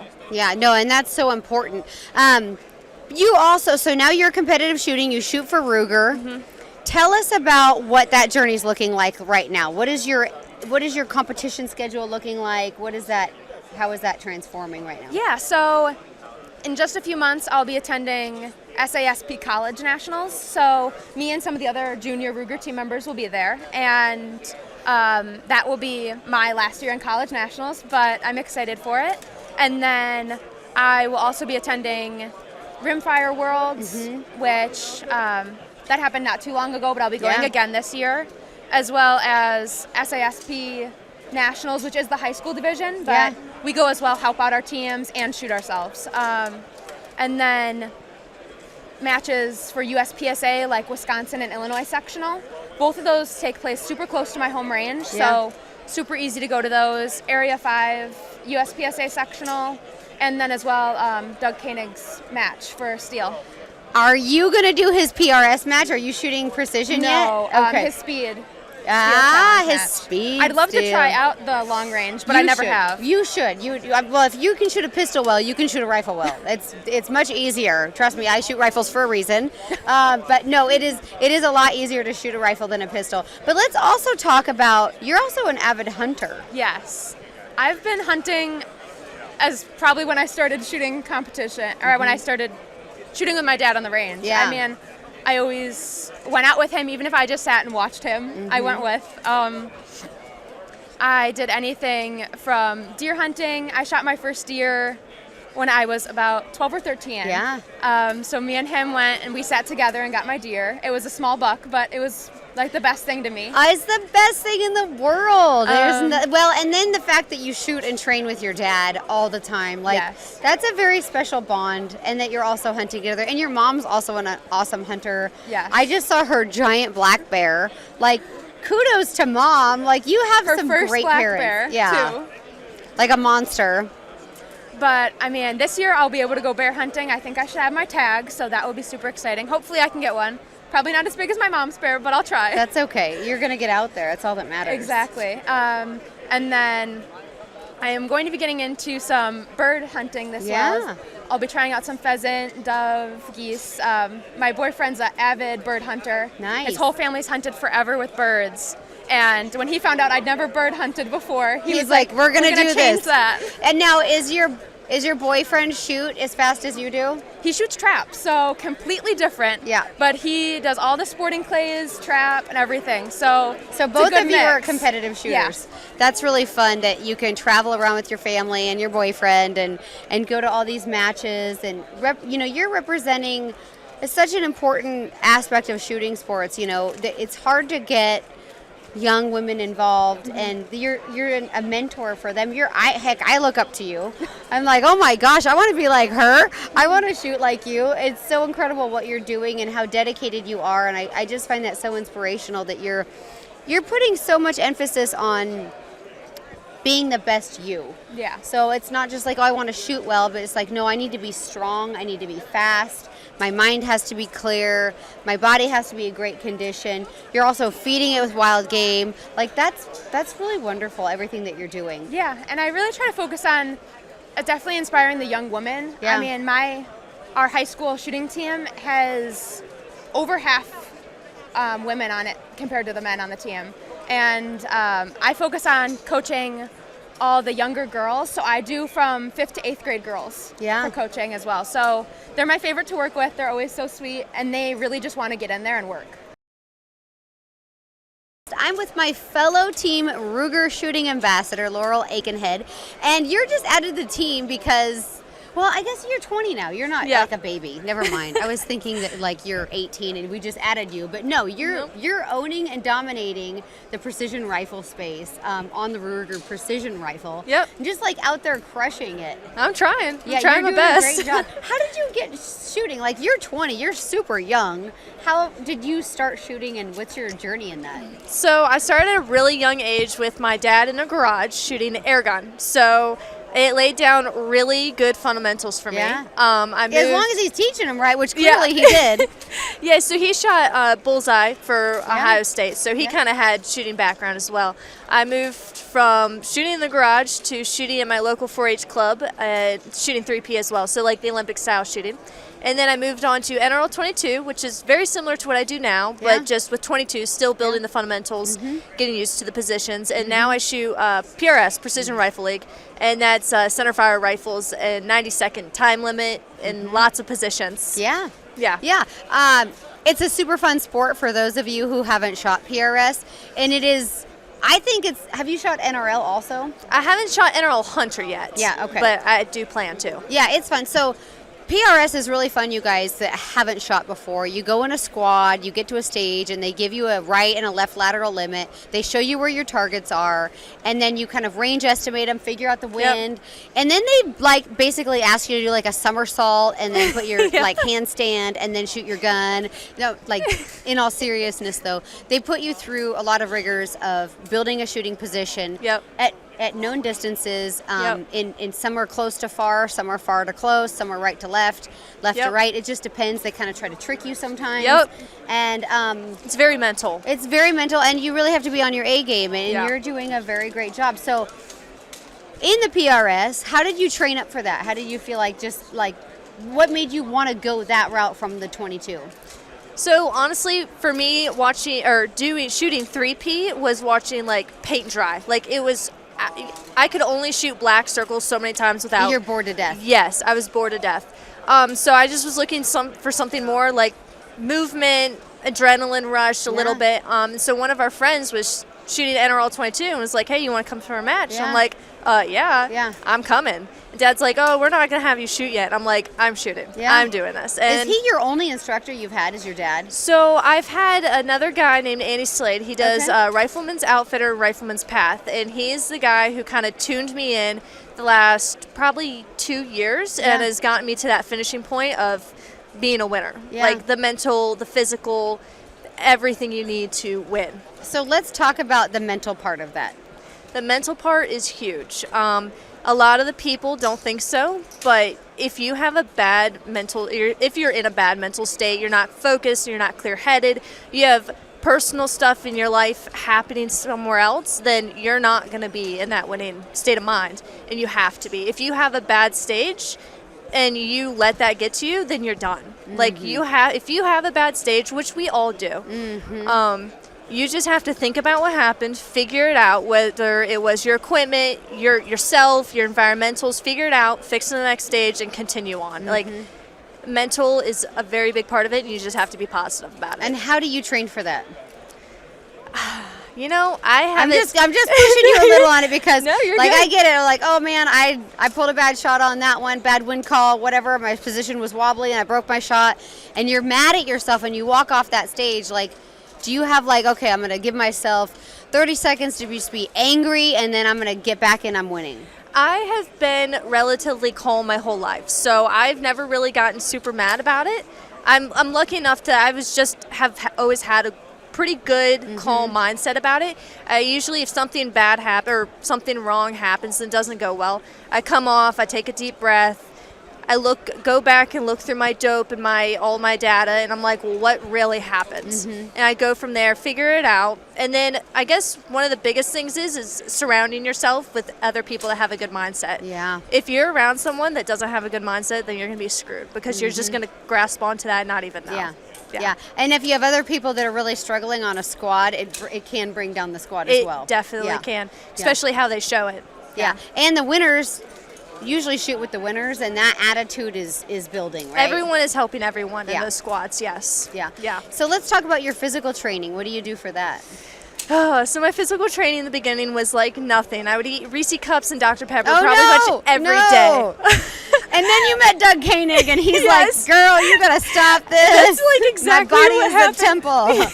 Yes. Yeah. He showed me like everything he eats, and I'm gonna be completely honest. Some of it is nasty. Like what? Like his what? oatmeal honey stuff, but he's got like seeds in it. No. I don't even know. I had a bite. I was like, ooh.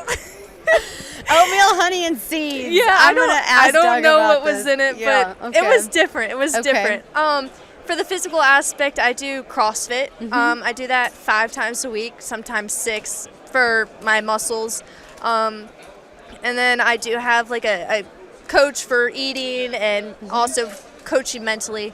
But I do CrossFit mostly for physical. And then somewhat eating healthy. I try, but I mean, we're humans. I love good food. Yeah, and good as in French fries. Yeah. Oh yeah. No, yeah. that's French just fries? that's me. Sorry, that's not Oh you. no. I love potatoes. Potatoes anyway. Like, so good. Yeah, no, that's great. So you have this like full discipline, and that's one thing I'll tell you, like the Ruger shooting team, every shooting team member that I've spoke with has been exercise, diet, Yep. mental space, Yep. dedication, discipline. Yep. And I've talked to a lot of shooters, and not everybody has that same formula. And like Doug says, like earlier today, he's like, man, if there's a recipe that's working, I don't change it. I keep it up. That's exactly what I do. And that is a recipe for success. Yes. If something I have is working, I don't change it until something goes wrong. There's no reason to. Yeah. Yeah. So you have this whole physical dedication. You just finished high school 2 years ago. Yep. So you're fresh out of school. Are you in college? So I went to a year-long course of community college. I'm not a big school person. Yeah, hey, I'm here. I'm with you. It's And all good. I honestly wanted a backup plan in case Yeah. shooting didn't work out for me, because that could happen. Yeah. So I went to a year-long course of community college for welding, because I figured this world is always going to need nurses and welders. And you need to be able to work on your guns. Yep. Yeah. Just kidding. Anyway. So I chose welding. I'm not too much of a people person Yeah. always, so I didn't think nurse was going to be it for me. So I chose welding, did a year-long course on that, and I have my welding certificates. So if this doesn't end up working out for me, which I doubt it will, I'm trying really hard to make girl, it work. Don't sell yourself short. But so I always have that as a backup plan. Yeah. So you're shooting full time then? Yes. Yep. That's my living for right now. I made it last year and going to continue on this year. You got this, girl. I mean, there's a lot of professional shooters that are in this room that should be, it's inspiration that it can be done. I mean, Yeah. there's a lot of people doing it. Yeah. And you're doing it. Yeah. And that's a huge accomplishment. And Yeah. so rumors are out there. Like, I've shot matches before. I'm not good. I shot matches to be better at hunting, Yeah. right? To be better with my equipment. I'm not Yes. at this upper echelon level of shooting, just because it requires, like you were saying, so much dedication and It so takes a much lot of training. practice, And yeah. you have to practice so much. And my time is so divided.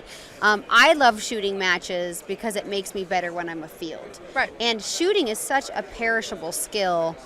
The things that we get really good at, if we don't practice them for a while, you It fall disappears. off. You fall off, right? Yeah. Fall off track real quick. Yep.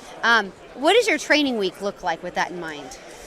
Oh, it varies from time to time. Like this year, I won't be home very often to train, so matches are. I'm You're just going to training. constantly be shooting. My average training week, I train 4 to 5 hours a day. I attempt to, whether that's dry firing, live firing, doing something with my gun, 4 to 5 hours a day. That's what Every I do. day. 5 days a week. 5 days a week, yeah. And then I do CrossFit, and then which is roughly an hour and a half, and then I do meet with a mental coach, and then eating. Eating doesn't really count, but yeah, I try to do something with my gun, whether it's maybe changing a part out, cleaning it, taking care of it, training. I'm always touching that firearm. Yeah. So you're shooting the Ruger's precision rifle. Yep. And you're shooting, I would assume, the custom competition version Yep. of that. Yep. Have you done any modifications to it? So I shoot in a production class in PRS, which Okay. there is a price limit on That's it. correct. I like to take the production gun off the shelf and beat the open shooters with it. That's what I take joy in doing this.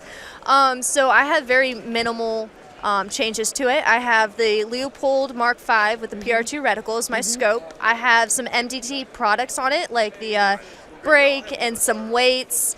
But other than that, that's all I've changed. I don't do much to them at all. Well, that's great. I have some weights on mine, and then the only other thing I did, I think, was switch out a trigger on mine. But yeah, I kept the stock trigger, and I also take the cheek piece off of the rifle because I use a chin weld, not a cheek weld, which is a little different to other people. But I use a chin weld, so I needed it to be a little bit higher. I chin weld on my hunting rifle, but not on my competition rifle. Okay, yeah. Yeah, that's interesting. Yep, Okay. I always chin weld, not cheek weld, so it's a little different. Yep. Well, I'll have to try that sometime. Now, what is your reasoning for that? So I was getting a lot of shadow in my gun without realizing it in the lower positions, so it means your eye isn't completely... Ocular alignment. Yes. So in order to get rid of that, I took away my cheek weld and started to a chin weld, and I know the exact place I'm supposed to be, and if I'm not in that place, then I can't see through it. So it's helped a lot with that, because I was, with using my cheek weld, getting that kind of scope shadow without noticing I was doing it in the time limit of 90 seconds. Well, and scope shadow will throw your impacts around, so then you become less accurate, diminishes your accuracy, which is not something that you want in your sport as well. Yeah. So how many matches do you think you're going to shoot this year? So PRS 2 days, I think I have about 20 set up. Other than that, so you're like every weekend, because there's 52 weeks a year. Yep. So you're every other weekend at a different match. Oh yeah, basically. Yep. Yeah, I shoot all the time. Yeah. So yeah, I have about 22 days, I believe. I have some 1 days, and I have some qualifying matches to qualify for Worlds. And then I have some out-of-country matches like in Norway and Canada. And then I have some air gun competitions as well coming up. Wow. You're doing it all. I'm trying. That is so impressive. And then who do you travel with? So being 21, that's actually really hard. Well, only 20. You can't rent a car and you can't get a hotel room. No. And I have run into that so many times. It sucks.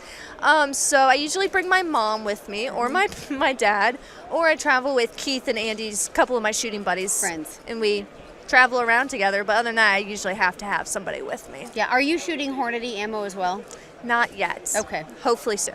Yes, but if you were shooting ammo, you would be shooting Hornady ammo. Oh, yeah, I shoot 110 A-tips. Yeah. Yeah. Okay. So those are the aluminum tips. Hornady came out with those, I don't know, 3 years ago, something like that. Yeah. My guns love them. Are you shooting a 6mm Creed, or what are you shooting? Yep, 6 Creed. Perfect. That's a great rifle and a lot of fun to shoot, and I really enjoyed shooting mine. Yeah. And it is a fun sport. It's a very addicting sport. It is very addicting. It is very addicting. Yeah. And so you've been doing competition for how long now?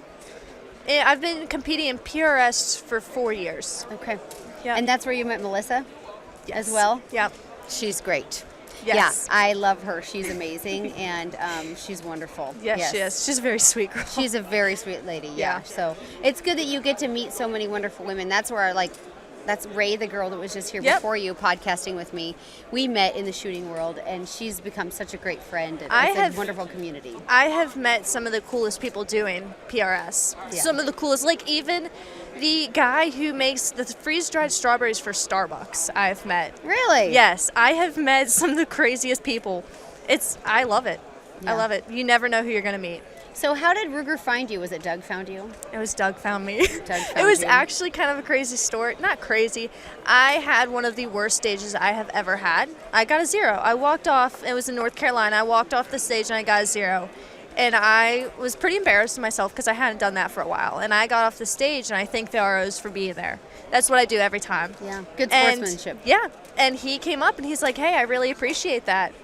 I appreciate that you walked off that stage with a 0 and still thanked the ROs and held yourself together. I'd like to have you on the team. I was like, whoa, I was not expecting that after doing that. Like, to me, terrible. But, yeah, I held myself together. Yeah. And We're often really so excited. hard on ourselves that when we make a mistake in a situation, that we don't really look at the good we do as a whole. Yeah. And like as a whole, you're an incredible young woman. You've got high integrity. You have great discipline. You're training extremely hard. You have big goals. Yeah. And even when it gets you down, you don't let it get you down. You know, if something bad happens, and that's what it takes to be a winner. Yeah. I try to be. Yeah. Yeah. That's everything I try to do. Yeah. I can tell you, with my shooting, there are people that have helped me so much that have been so nice. Like, I couldn't have been there without them. You know, they're very helpful and kind and kind of just, here, we're going to help you out, give you some advice, give you an input. And that's very powerful. It is life-changing. Yeah, and, it is. It makes you be a better shooter. It makes you want to come back also. Yeah. It makes you want to be a better person all in whole. Yeah. It does. Are you seeing more women shooting with you now than before? Oh my gosh. When I first started, there might have been 4 at a match, and now there's 15. Mm-hmm. They are good now. Yeah. They are getting competitive fast. Yeah. And it's especially the junior girls. Yeah. They're stepping up their game. They are ready to do this, and it's kind of crazy to see, because when I started, there was not that many. It was me and 2 other girls that were pretty competitive, and now they're stepping it up. Yeah, now you're having to work harder and train that 5 hours every day. Yeah. Without fail. Yeah. Where does everybody find you? If people want to follow your journey and be a part of what you're doing, where can people find you? I am Long Range Lauryl on every platform you can think of. I've made it pretty simple. Hey, I'm Kristy Titus. Yep. That's it. Yep, Long Range Lauryl. That's perfect. Well, I hope everybody follows Lauryl on her journey, and I appreciate all of you for joining me for this episode of the Wild Uncut podcast. We love our sponsors. We love Ruger. We love Onyx Hunt. We love SCI. I invite you all to check out my website, pursuethewild.com. Get online, watch some videos, and thank you for joining us. I appreciate thank you for having me. It's my pleasure. It's my pleasure. I'm inspired by you. It's incredible. So, thank you guys again. There are a lot of Americans that understand the value of hunting, but we all know that right now, national support of hunting is extremely volatile. It seems that with every passing day, our voice is diminished, and the court of public opinion is not effectively hearing our side. We need advocates working on our behalf in Washington, D.C. to defend our freedom to hunt. And thankfully, when we need it the most, we have that advocate in Safari Club International. SCI's world headquarters are located in Washington, D.C., just blocks from the United States Capitol, which means that SCI is on the ground with our congressional leaders and federal agencies on our behalf, on behalf of the hunting community. SCI has an active political presence in all 50 states through their extensive chapter network and government affairs staff. If you have ever wondered why you should be a member of SCI, you shouldn't wonder anymore. Join us in the fight to defend hunting. Go to safariclub.org to learn more. Thank you all for listening to the Wild and Uncut podcast. If you would like to hear more, be sure to not only watch, but subscribe to my Pursue the Wild digital series airing on Carbon TV and YouTube. And while you're at it, follow me at Kristy Titus on Facebook and Instagram.